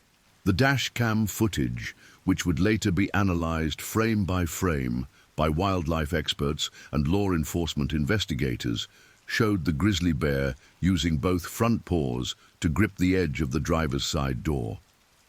The bear's technique was surprisingly sophisticated. Rather than simply clawing at the door, the animal positioned his paws to gain maximum leverage and began pulling with steady, powerful motions that gradually overcame the door's structural integrity.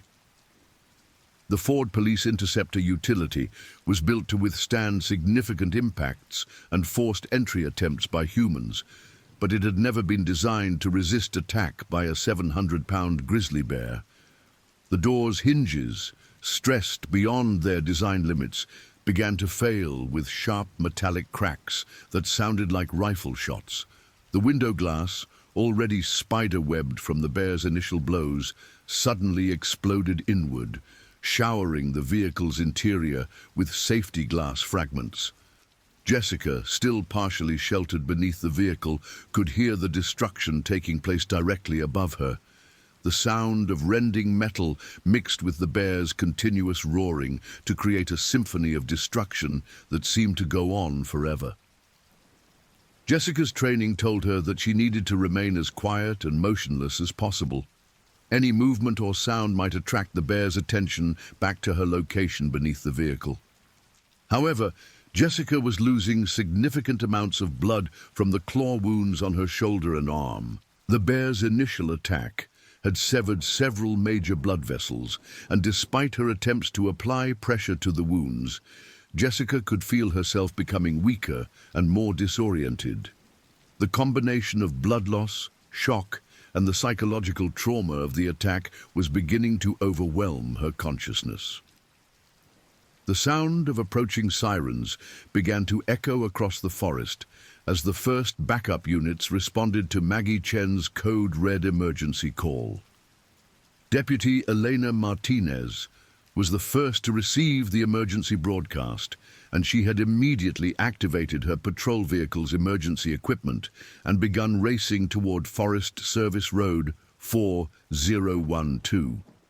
Elena's patrol unit, a 2023 Chevrolet Tahoe equipped with emergency lights and sirens, was capable of high-speed response even on the narrow gravel roads of the Helena National Forest. Warden Tom Patterson, driving his Montana Fish, Wildlife and Parks pickup truck, was approaching from the opposite direction and would arrive at the scene within minutes of Deputy Martinez. Tom's experience with dangerous wildlife situations had taught him to approach bear attack scenes with extreme caution, as injured or agitated bears often remained in the area and posed continuing threats to rescue personnel. The grizzly bear, having successfully torn the driver's side door completely off its hinges, turned his attention to the interior of the patrol vehicle. The animal's head and shoulders disappeared into the passenger compartment as he investigated the various smells and objects inside. The bear's exploration was methodical and intelligent. He examined Jessica's lunch cooler, her emergency equipment bag, and various pieces of law enforcement gear with obvious interest. Dr. Holloway, still providing commentary to the 911 dispatcher, watched in fascination and horror as the massive bear essentially disassembled the interior of the patrol vehicle.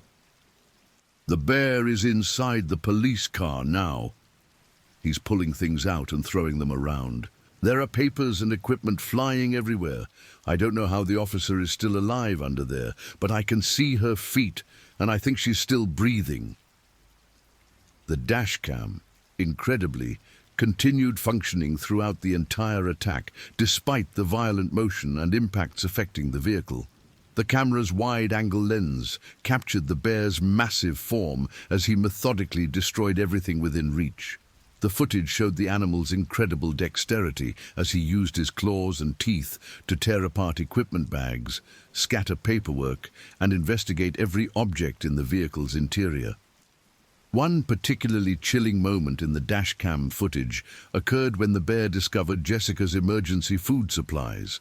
energy bars and trail mix that she kept in her patrol vehicle for extended shifts in the wilderness. The bear's reaction to finding human food in the vehicle demonstrated exactly why the illegal baiting operation had created such a dangerous situation. Bear number 447 had learned to associate human vehicles and human presence with food rewards, and finding edible items in Jessica's patrol vehicle reinforced this deadly conditioning. The sound of the approaching sirens grew louder, and the grizzly bear suddenly emerged from the destroyed patrol vehicle, his head turning toward the sound of the emergency vehicles. For the first time since the attack began, the bear showed signs of uncertainty. His ears, which had been flattened against his skull during the attack, began moving independently as he processed the unfamiliar sounds approaching through the forest. Jessica, semi-conscious beneath the vehicle, heard the sirens and felt a surge of hope despite her critical injuries. Help was coming, but she knew that her survival would depend on whether the approaching officers could safely drive off or neutralize the bear without being attacked themselves. Jessica tried to move deeper beneath the vehicle, seeking better concealment in case the bear decided to renew his efforts to reach her. Deputy Elena Martinez's Chevrolet Tahoe was the first emergency vehicle to reach the scene, arriving exactly 14 minutes after Jessica's initial radio call about predator activity. Elena approached the scene with her emergency lights activated, but her siren now silent, following standard protocol for situations involving dangerous wildlife.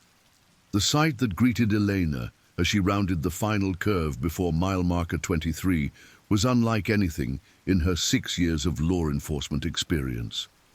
The massive grizzly bear stood beside the completely destroyed patrol vehicle like some prehistoric monster surveying his territory.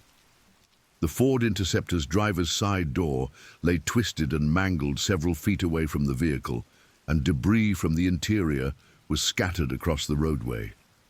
Dr. Holloway's Toyota Tacoma was still parked at the pullout, but Eleanor could see the elderly man crouched behind his vehicle, clearly terrified by what he had witnessed. Eleanor immediately radioed the scene assessment to dispatch, her voice tight with controlled adrenaline. "Central, this is Unit 47. I'm on scene at mile marker 23. I have visual confirmation of a large grizzly bear that has destroyed Officer Warren's patrol vehicle. The bear is still active in the immediate area. I do not have visual confirmation of Officer Warren at this time. I'm maintaining a safe distance and requesting immediate backup from Fish, Wildlife and Parks personnel." The grizzly bear, hearing Elena's patrol vehicle arrive, turned his massive head toward the new threat.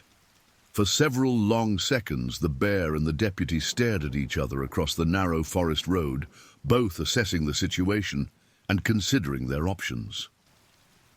Elena had drawn her service weapon, a Glock 22 chambered in, .40 caliber, but she knew from her training that handgun ammunition was often inadequate for stopping a determined grizzly bear attack. Warden Tom Patterson's pickup truck appeared around the curve behind Elena's patrol unit, and the experienced wildlife officer immediately assessed the tactical situation.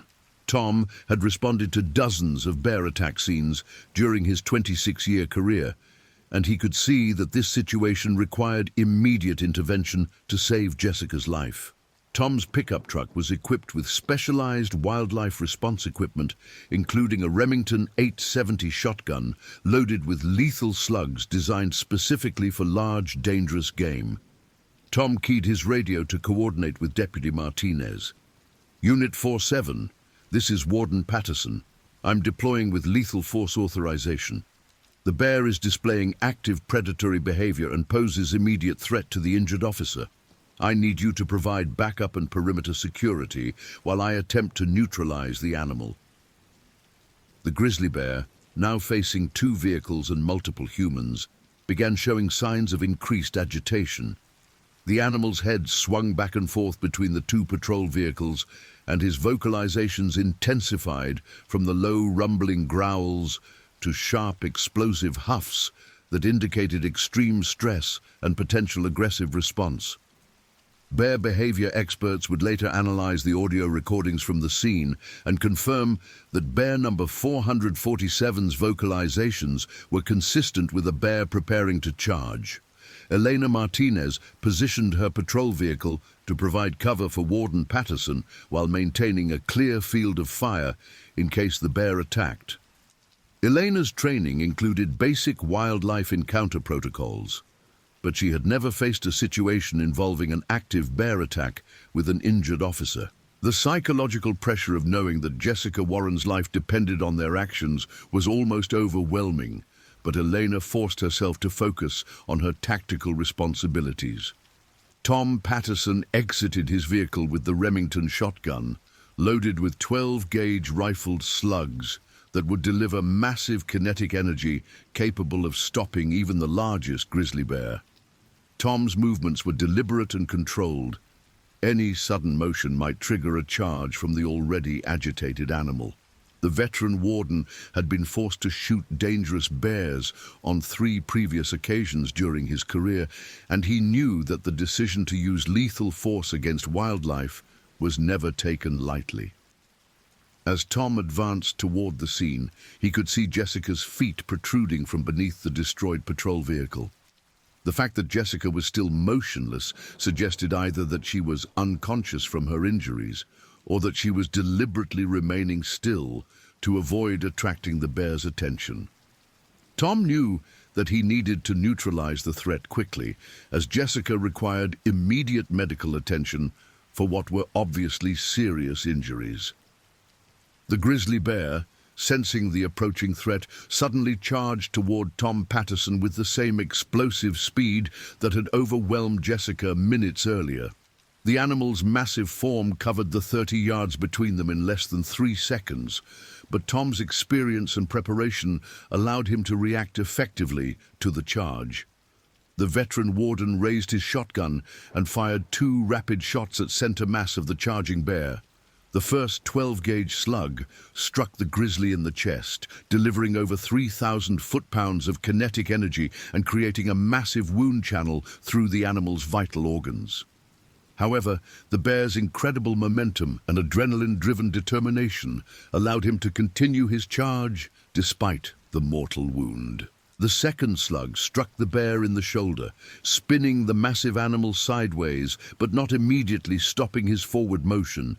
The wounded grizzly crashed to the ground less than 10 feet from Tom Patterson, his massive body sliding across the gravel road surface before coming to rest beside the destroyed patrol vehicle.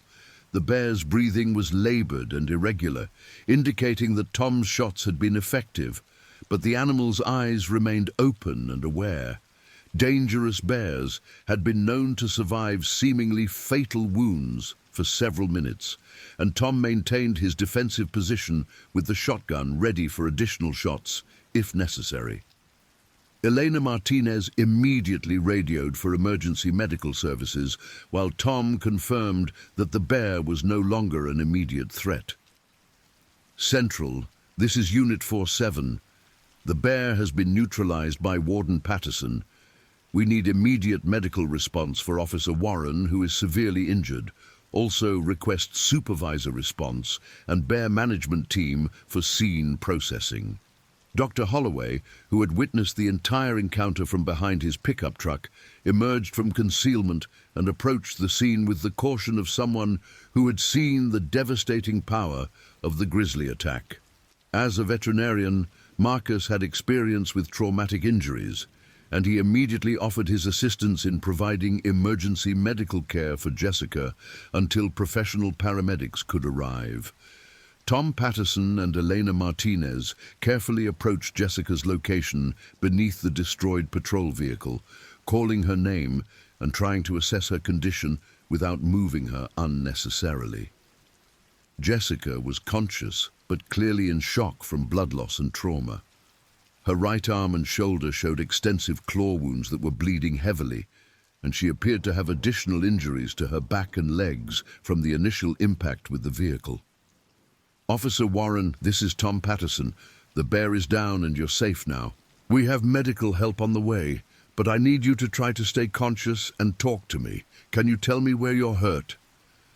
Tom's voice carried the calm professionalism of someone who had dealt with countless emergency situations, but he could see that Jessica's injuries were severe and potentially life-threatening. Jessica's response was weak, but coherent.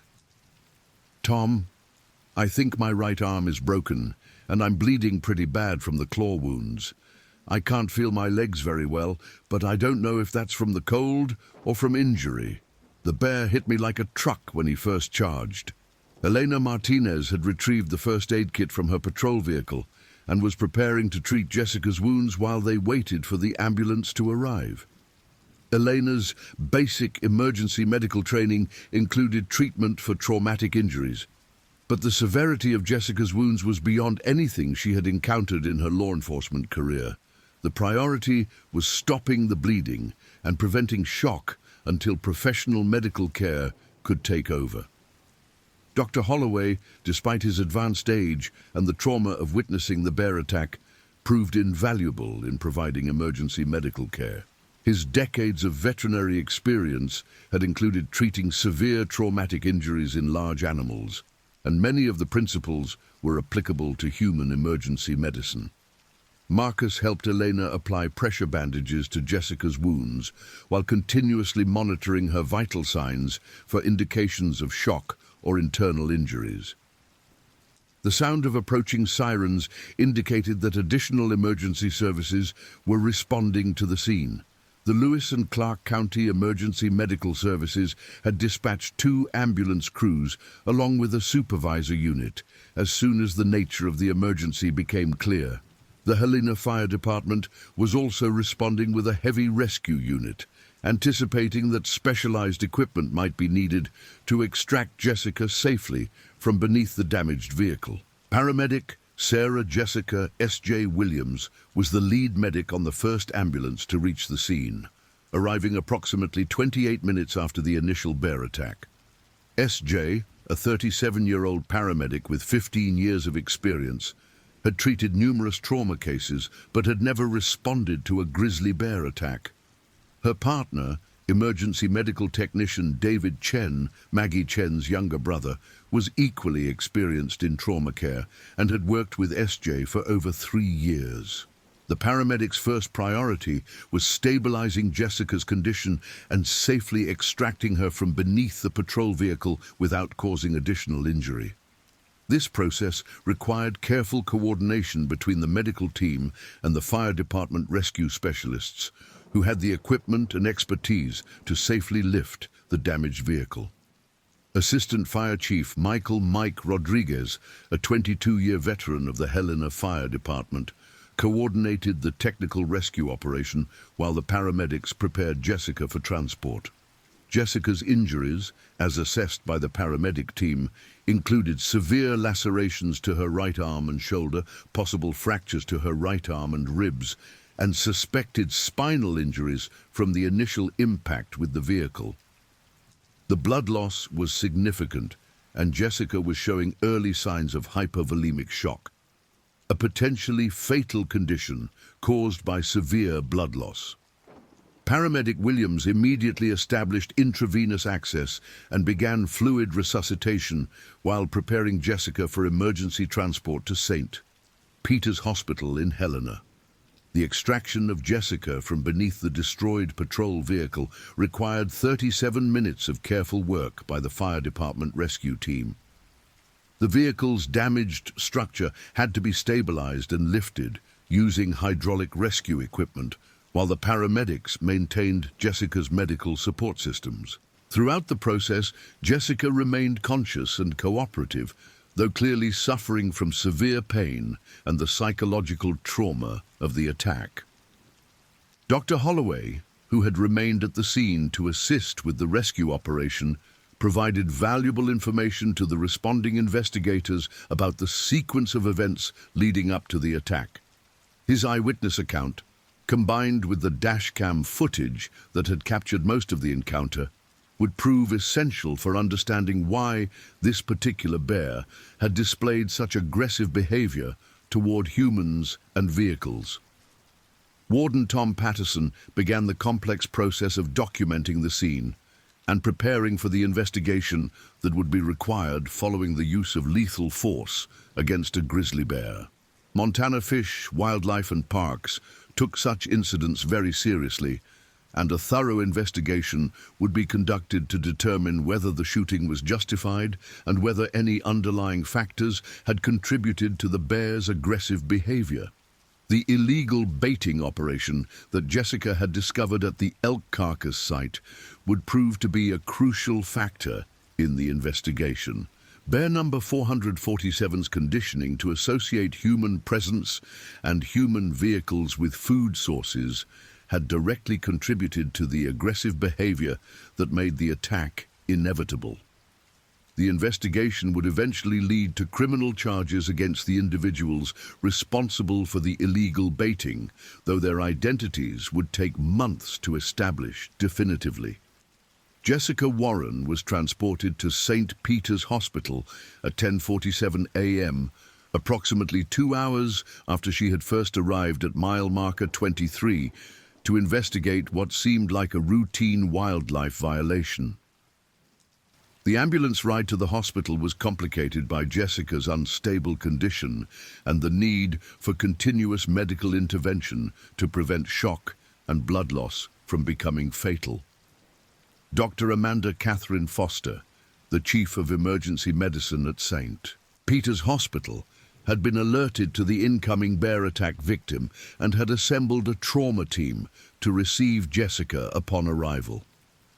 Dr. Foster, a 43-year-old physician who had completed her residency at Harborview Medical Center in Seattle, had extensive experience with wilderness trauma cases but had never treated injuries from a grizzly bear attack. The emergency department at St. Peter's Hospital received Jessica at 11:15 a.m. and Dr. Foster's initial assessment confirmed the paramedics' field diagnosis of severe traumatic injuries requiring immediate surgical intervention. Jessica's right arm had suffered extensive soft tissue damage with possible nerve involvement. Her ribs showed fractures consistent with the massive impact forces of the bear attack, and there were indications of potential internal injuries that would require exploratory surgery to fully assess. Dr. Robert Michael Bob Lawson, the hospital's chief of orthopedic surgery, was called in to evaluate Jessica's arm and shoulder injuries. Dr. Lawson, a 51-year-old surgeon with over 20 years of experience, had treated numerous traumatic injuries, but was amazed by the extent of damage that the grizzly bear's claws had inflicted. The wounds showed the characteristic pattern of large predator attacks, deep, parallel lacerations that had torn through multiple layers of muscle, fascia, and connective tissue. Jessica was taken into surgery at 1:30 p.m. for what would prove to be a complex, multi-hour operation to repair the extensive damage to her arm and shoulder. The surgical team, led by Dr. Lawson and assisted by Dr. Patricia Lynn Patty O'Brien, a 38-year-old plastic surgeon specializing in reconstructive procedures, worked methodically to restore function and appearance to Jessica's injured limb. The surgery revealed the full extent of the bear's attack damage. The animal's claws had severed several major muscles in Jessica's shoulder and arm, damaged portions of the brachial plexus nerve bundle that controlled arm function, and created wounds that extended nearly to the bone in several locations. The surgical team spent over 4 hours cleaning the wounds, repairing severed tissues, and establishing the foundation for Jessica's long-term recovery. Dr. Foster coordinated Jessica's overall medical care while the surgical teams worked on her specific injuries. Blood tests revealed that Jessica had lost approximately 30% of her total blood volume during the attack, requiring multiple units of blood transfusion to stabilize her condition. The psychological trauma of the attack was also evident. Jessica's vital signs showed the classic patterns of acute stress reaction, and she would require specialized counseling to address the mental health implications of her ordeal. Jessica's family was notified of the attack by Lewis and Clark County Sheriff David Allen "Dave" Thompson, who personally drove to Great Falls to inform Jessica's parents, Robert and Margaret Warren, of their daughter's injuries. Robert Warren, a 68-year-old retired railroad worker, and Margaret Warren, a 65-year-old former schoolteacher, had always worried about their daughter's choice to work in dangerous wildlife habitat. But they had never imagined receiving news of a grizzly bear attack. The media response to the bear attack was immediate and intense. Helena television stations, KTVH and KMTF, both dispatched news crews to St. Peter's Hospital and to the attack site on Forest Service Road, 4012. The story of a law enforcement officer being attacked by a grizzly bear while investigating a wildlife violation was exactly the type of dramatic wilderness story that captured public attention throughout Montana and the surrounding region. News director Jennifer Lynn, Jenny Adams of KTVH, a 41-year-old journalist with over 15 years of experience covering Montana wildlife stories, recognized the significance of the bear attack story and assigned her most experienced field reporter to provide comprehensive coverage. Reporter Michael Thomas "Mike" Harrison, a 34-year-old journalist who had covered numerous wildlife incidents throughout the state, arrived at the hospital within hours of Jessica's admission and began gathering information for what would become a week-long series of stories about the attack. The dashcam footage from Jessica's patrol vehicle, once it was released by law enforcement, would become some of the most dramatic and frightening wildlife footage ever captured. The video clearly showed the massive grizzly bear's systematic destruction of the patrol vehicle, providing viewers with an unprecedented look at the power and intelligence of these apex predators. However, the graphic nature of the footage also raised questions about public safety and the risks faced by law enforcement officers working in wilderness areas. Dr. Sarah Caldwell, the bear behavior specialist who had trained Jessica and dozens of other law enforcement officers, was called in to provide expert analysis of the attack for both the official investigation and the media coverage. Dr. Caldwell's review of the dashcam footage and the physical evidence from the scene confirmed that bear number 447 had been displaying learned aggressive behavior that was directly related to the illegal baiting operation at the elk carcass site. This attack represents a perfect example of why feeding bears, either intentionally or inadvertently, is so dangerous, Dr. Caldwell explained during a press conference at the Montana Fish, Wildlife and Parks headquarters. This bear had learned to associate human scent, human vehicles, and human presence with food rewards. When Officer Warren appeared at what the bear considered to be his feeding territory, the animal responded with territorial aggression rather than the natural avoidance behavior we expect from wild bears. The investigation into the illegal baiting operation became a high priority for both Montana Fish, Wildlife and Parks and the Lewis and Clark County Sheriff's Department. The evidence that Jessica had discovered at the elk carcass site provided clear proof that someone had been deliberately attracting bears to the area, creating the dangerous situation that had nearly cost Jessica her life. Detective Lieutenant Carlos Eduardo "Charlie" Vasquez of the Lewis and Clark County Sheriff's Department was assigned to lead the criminal investigation into the illegal baiting operation. Lieutenant Vasquez, a 44-year-old investigator with 18 years of law enforcement experience, had worked numerous cases involving wildlife violations, but the severity of this case, with a law enforcement officer nearly killed as a result of the illegal activity, made it a top priority for the department. The investigation revealed that the illegal baiting operation had been ongoing for at least several weeks prior to Jessica's attack.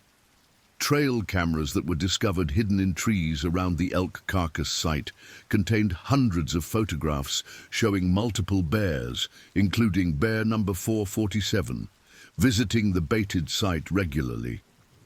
The photographs also showed several unidentified individuals maintaining the bait site and potentially hunting bears in the area without proper licenses or permits. The beer cans, whiskey bottles, and other debris that Jessica had discovered at the scene were processed for DNA evidence and fingerprints by the Montana State Crime Laboratory in Missoula.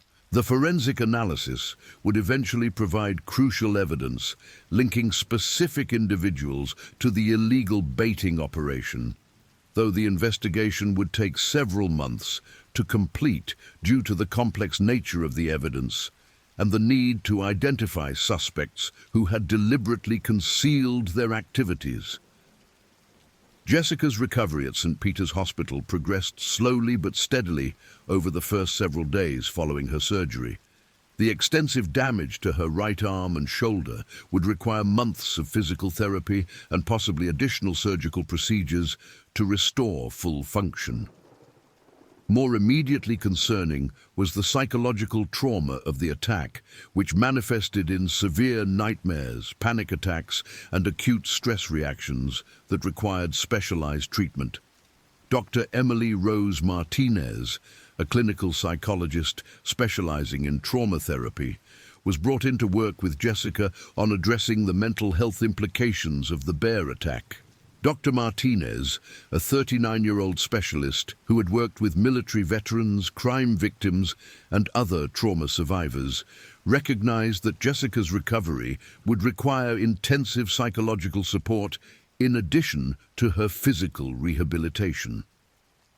The psychological impact of surviving a predator attack was particularly complex, involving not only the immediate trauma of the life-threatening encounter, but also the long-term effects of being prey to an apex predator.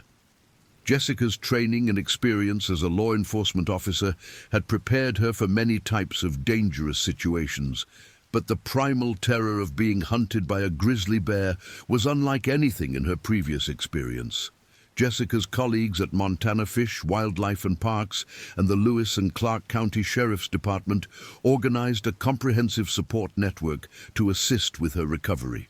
Officer-involved incident counseling was provided through the Montana Law Enforcement Academy, and Jessica's medical expenses were covered through a combination of workers' compensation insurance and fundraising efforts organized by local law enforcement agencies.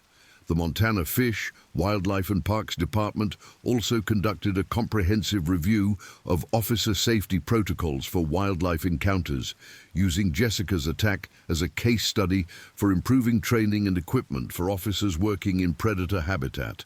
The review would eventually lead to significant changes in department policies, including requirements for backup personnel when investigating potential bear activity and improved communication protocols for officers working alone in remote areas. Bear number 447's body was transported to the Montana Fish, Wildlife and Parks Wildlife Laboratory in Bozeman for a complete necropsy examination. The post-mortem examination, conducted by Dr. Jennifer Marie Jen Wilson, the department's chief wildlife pathologist, revealed crucial information about the bear's condition and behavior leading up to the attack. Dr. Wilson's necropsy findings confirmed that bear number 447 was a healthy adult male grizzly, approximately 23 years old and weighing 698 pounds at the time of his death. The bear showed no signs of disease, injury, or other physical conditions that might have explained his aggressive behavior. However, the bear's stomach contents provided clear evidence of his involvement with the illegal baiting operation. The necropsy revealed that bear number 447 had consumed significant quantities of processed human food in the days leading up to the attack. Hot dogs, lunch meat, bacon, and other artificial food sources were found in the bear's digestive system, confirming that he had been feeding regularly at the baited elk carcass site. This artificial food conditioning had fundamentally altered the bear's natural behavior patterns, making him associate human scent and human presence with easy food sources. DNA analysis of hair and tissue samples from bear number 447 confirmed that he had been involved in several previous incidents of property damage and aggressive behavior toward humans in the Helena National Forest area. Trail camera footage from various locations throughout the forest showed the same bear breaking into vehicles, investigating campsites, and displaying increasingly bold behavior around human activity over the previous 2 years. The investigation also revealed that bear number 447 had been previously captured and relocated by wildlife management personnel in 2023, following a series of incidents involving campground break-ins and aggressive behavior toward campers. The bear had been trapped, tagged, and relocated over 100 miles from the Helena area, but had returned to his original territory within 6 weeks of the relocation. This pattern of problem behavior and unsuccessful management efforts highlighted one of the most challenging aspects of human-bear conflict management. Once a bear learned to associate humans with food sources, relocation efforts were often ineffective because the animal would either return to its original territory or begin displaying the same problematic behaviors in its new location. Bear number 447 represented a classic example of a bear that had crossed the line from natural wildlife into a dangerous predator that posed an ongoing threat to human safety. The illegal baiting operation that had conditioned bear number 447's aggressive behavior was eventually traced to 3 individuals: brothers Jake Michael Morrison, 31 years old, and Tyler Robert Morrison, 28 years old, both from Helena, along with their friend Marcus David Mark Rodriguez, 34 years old, from East Helena. The Morrison brothers operated a small construction company and had been hunting in the Helena National Forest area for over a decade. Rodriguez worked as a mechanic at a local auto repair shop and had been hunting with the Morrison brothers for several years. The investigation revealed that the 3 men had discovered the natural elk kill site approximately 2 weeks before Jessica's attack and had decided to use it as a location for attempting to bait and illegally hunt grizzly bears. Montana law strictly prohibits the hunting of grizzly bears as they remain protected under federal endangered species legislation, but the men apparently believed that they could avoid detection in the remote forest location. The men had used processed meat, dog food, and other artificial attractants to enhance the natural carcass site, creating an irresistible food source that had drawn multiple bears to the area. Trail cameras that they had hidden in the surrounding trees captured dozens of bears visiting the site, including several large males like bear number 447. The men's ultimate goal appeared to be to illegally kill a trophy-sized grizzly bear and sell the hide and claws on the black market. Detective Lieutenant Vasquez's investigation uncovered evidence that the illegal baiting operation was part of a larger pattern of wildlife violations by the 3 suspects. Search warrants executed at their homes revealed multiple violations of hunting regulations, including possession of illegal wildlife parts, evidence of hunting without proper licenses, and communication records discussing the illegal sale of protected wildlife products.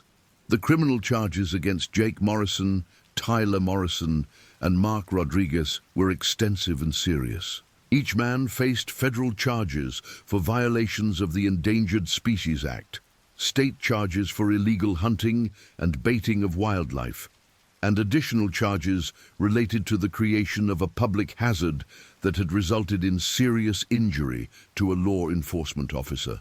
The potential sentences for the combined charges could result in significant prison time and substantial financial penalties. The case attracted attention from wildlife advocacy groups throughout the region, who pointed to it as an example of the deadly consequences that resulted from illegal wildlife activities.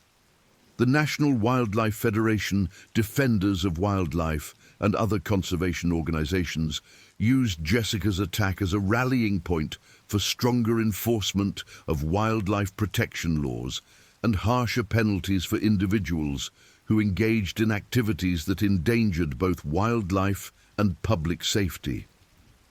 Jessica's physical recovery continued slowly through the spring and summer of 2025. The extensive damage to her right arm required 3 additional surgical procedures to restore function and appearance, and months of intensive physical therapy to regain strength and mobility. Dr. Lawson, her orthopedic surgeon, was cautiously optimistic about her long-term prognosis, but warned that Jessica might never regain full function in her right arm.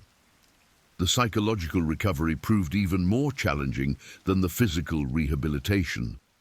Jessica experienced severe post-traumatic stress disorder symptoms, including flashbacks, nightmares, and panic attacks triggered by sounds or situations that reminded her of the bear attack. Dr. Martinez worked with Jessica using specialized trauma therapy techniques, including eye movement desensitization and reprocessing, EMDR therapy, and cognitive behavioral therapy approaches designed specifically for trauma survivors. One of the most difficult aspects of Jessica's psychological recovery was dealing with the loss of confidence in her professional abilities. As a law enforcement officer who had prided herself on her knowledge of wildlife behavior and her competence in dangerous situations, being overwhelmed by a bear attack challenged Jessica's fundamental sense of professional identity. The knowledge that she might never be able to return to her chosen career added an additional layer of grief and loss to her recovery process. Jessica's family provided crucial emotional support throughout her recovery. Her parents, Robert and Margaret Warren, temporarily relocated to Helena to be near their daughter during her extended hospitalization and rehabilitation. Jessica's younger brother, David Warren, a 30-year-old teacher from Billings, took extended leave from his job to help coordinate Jessica's care and provide emotional support during the most difficult phases of her recovery. The law enforcement community throughout Montana rallied around Jessica's recovery with an outpouring of support that demonstrated the tight-knit nature of police and wildlife officers throughout the state. Fundraising events organized by various law enforcement agencies raised over $150,000 to help cover Jessica's medical expenses and living costs during her recovery period. The support included not only financial assistance, but also regular visits from colleagues, cards and letters from law enforcement officers throughout the region, and ongoing offers of assistance with anything Jessica and her family needed. Sheriff Dave Thompson visited Jessica regularly during her hospitalization and recovery, providing updates on the investigation and ensuring that she knew the department's full support was behind her return to active duty whenever she felt ready. Sheriff Thompson also worked with the Montana Law Enforcement Academy to document lessons learned from Jessica's attack that could be incorporated into training programs for other officers working in wildlife areas. The dashcam footage from Jessica's patrol vehicle became a crucial training tool for law enforcement agencies throughout the western United States. The dramatic video provided an unparalleled view of how quickly a dangerous wildlife situation could develop, and how even experienced officers could be overwhelmed by the speed and power of a grizzly bear attack. The footage was used in training sessions to emphasize the importance of backup procedures, communication protocols, and safety equipment when working in predator habitat. Dr. Sarah Caldwell incorporated the attack into her bear safety training programs, using it as a powerful example of how human activities could create dangerous wildlife situations. The case became a cornerstone of her presentations about the importance of proper food storage, the dangers of wildlife feeding, and the need for constant vigilance when working or recreating in bear country. The media coverage of Jessica's attack and recovery continued throughout 2025, with periodic updates on her condition and progress in her rehabilitation. reporter Mike Harrison of KTVH produced a documentary-style series that followed Jessica's recovery process while also examining the broader issues of human-wildlife conflict in Montana. The series won several regional journalism awards and helped raise awareness about the challenges faced by law enforcement officers working in wilderness areas. The trial of Jake Morrison, Tyler Morrison, and Mark Rodriguez began in federal court in Helena on September 15, 2025, nearly 6 months after Jessica's attack. U.S. Attorney Patricia Ann Pat Williams, a 46-year-old federal prosecutor with extensive experience in environmental crimes, led the prosecution team that would present the government's case against the 3 defendants. The prosecution's case relied heavily on the physical evidence collected at the illegal baiting site, the trail camera footage that showed the defendants' involvement in maintaining the bait site, and expert testimony about the connection between their illegal activities and Bear No. 447's aggressive behavior that led to Jessica's attack. Dr. Sarah Caldwell served as one of the key expert witnesses, explaining to the jury how illegal baiting operations could fundamentally alter bear behavior and create dangerous situations for humans. The defense, led by experienced criminal defense attorney Robert James "Bob" Sullivan, argued that while his clients may have been engaged in illegal hunting activities, they could not have foreseen that their actions would lead to a bear attack on a law enforcement officer. Sullivan contended that Jessica's decision to investigate the site alone, rather than waiting for backup, was the primary factor that led to the attack. Jessica testified at the trial, providing detailed testimony about her investigation of the illegal baiting site and the circumstances that led to her encounter with Bear No. 447. Her testimony was particularly powerful because it combined her professional expertise as a wildlife officer with her personal experience as an attack survivor. Jessica's appearance at the trial, with her right arm still showing visible scars and limited mobility, provided a stark visual reminder of the consequences of the defendant's illegal activities. The jury deliberated for 3 days before returning guilty verdicts on all major charges against all 3 defendants. Jake Morrison received a sentence of 4 years in federal prison, plus 3 years of supervised probation and $75,000 in fines and restitution. Tyler Morrison was sentenced to 3.5 years in prison, plus 2 years of probation and $50,000 in fines and restitution. Mark Rodriguez received 3 years in prison, plus 2 years of probation and $45,000 in fines and restitution.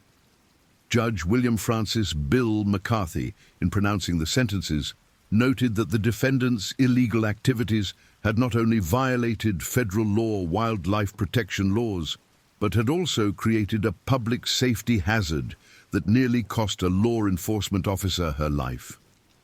Judge McCarthy emphasized that individuals who engaged in activities that endangered protected wildlife and public safety could expect severe consequences from the federal court system. Jessica's recovery continued through the fall and winter of 2025, with gradual improvements in both her physical condition and her psychological adjustment to the trauma of the bear attack. By December 2025, Jessica had regained approximately 80% of the function in her right arm and had successfully completed her intensive trauma therapy program with Dr. Martinez. The question of Jessica's return to active law enforcement duty remained open as 2025 drew to a close. While Jessica's physical recovery had progressed well enough to allow her to perform most normal activities, the psychological impact of the attack had left her uncertain about her ability to work alone in wilderness areas where she might encounter dangerous wildlife. The Montana Fish, Wildlife and Parks Department had indicated their willingness to modify Jessica's duties to accommodate her concerns. possibly assigning her to work primarily in areas with lower wildlife danger, or ensuring that she always worked with backup personnel. The bear attack had fundamentally changed Jessica's relationship with the wilderness that had been such an important part of her life and career. The forest areas that she had once navigated with confidence and joy were now associated with memories of terror and life-threatening danger. This psychological shift was one of the most difficult aspects of her recovery, as it threatened to take away not just her career, but also her connection to the natural world that had always been central to her identity. Dr. Martinez continued to work with Jessica on strategies for potentially returning to wilderness work, using gradual exposure therapy and confidence-building exercises designed to help her overcome the anxiety and panic responses that were triggered by forest environments. The process was slow and sometimes frustrating, but Jessica's determination to reclaim her life and career provided motivation for continuing the difficult psychological work. The impact of Jessica's attack extended far beyond her personal recovery. The Montana Fish, Wildlife and Parks Department implemented significant changes to officer safety protocols, including mandatory backup requirements for investigations involving potential bear activity, enhanced communication systems for officers working in remote areas, and improved training programs that incorporated lessons learned from Jessica's encounter. The department also increased funding for bear management programs and public education efforts aimed at preventing the type of illegal activities that had led to bear number 447's conditioning and aggressive behavior. Dr. Sarah Caldwell's bear safety education programs received additional funding and were expanded to reach more hunters, campers, and outdoor enthusiasts throughout Montana. The case also prompted legislative action at the state level. Montana State Senator Rebecca Lynn Becky Johnson introduced legislation that would increase penalties for wildlife violations that created public safety hazards and would provide additional funding for wildlife law enforcement activities.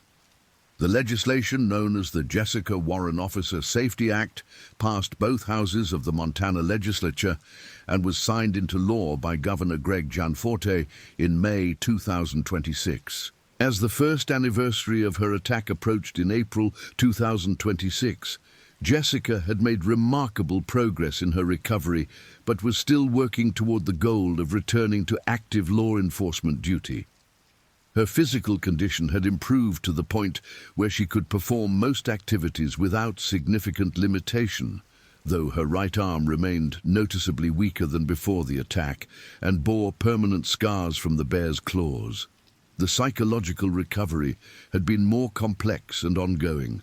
Jessica had worked extensively with Dr. Martinez to address the trauma of the attack and had made significant progress in managing her anxiety and panic responses. However, the prospect of returning to work in bear habitat still triggered intense anxiety that would require additional therapeutic work to overcome. Jessica's story had become well known throughout the law enforcement and wildlife management communities, serving as both a cautionary tale about the dangers of working in predator habitat and an inspiring example of recovery from traumatic injury.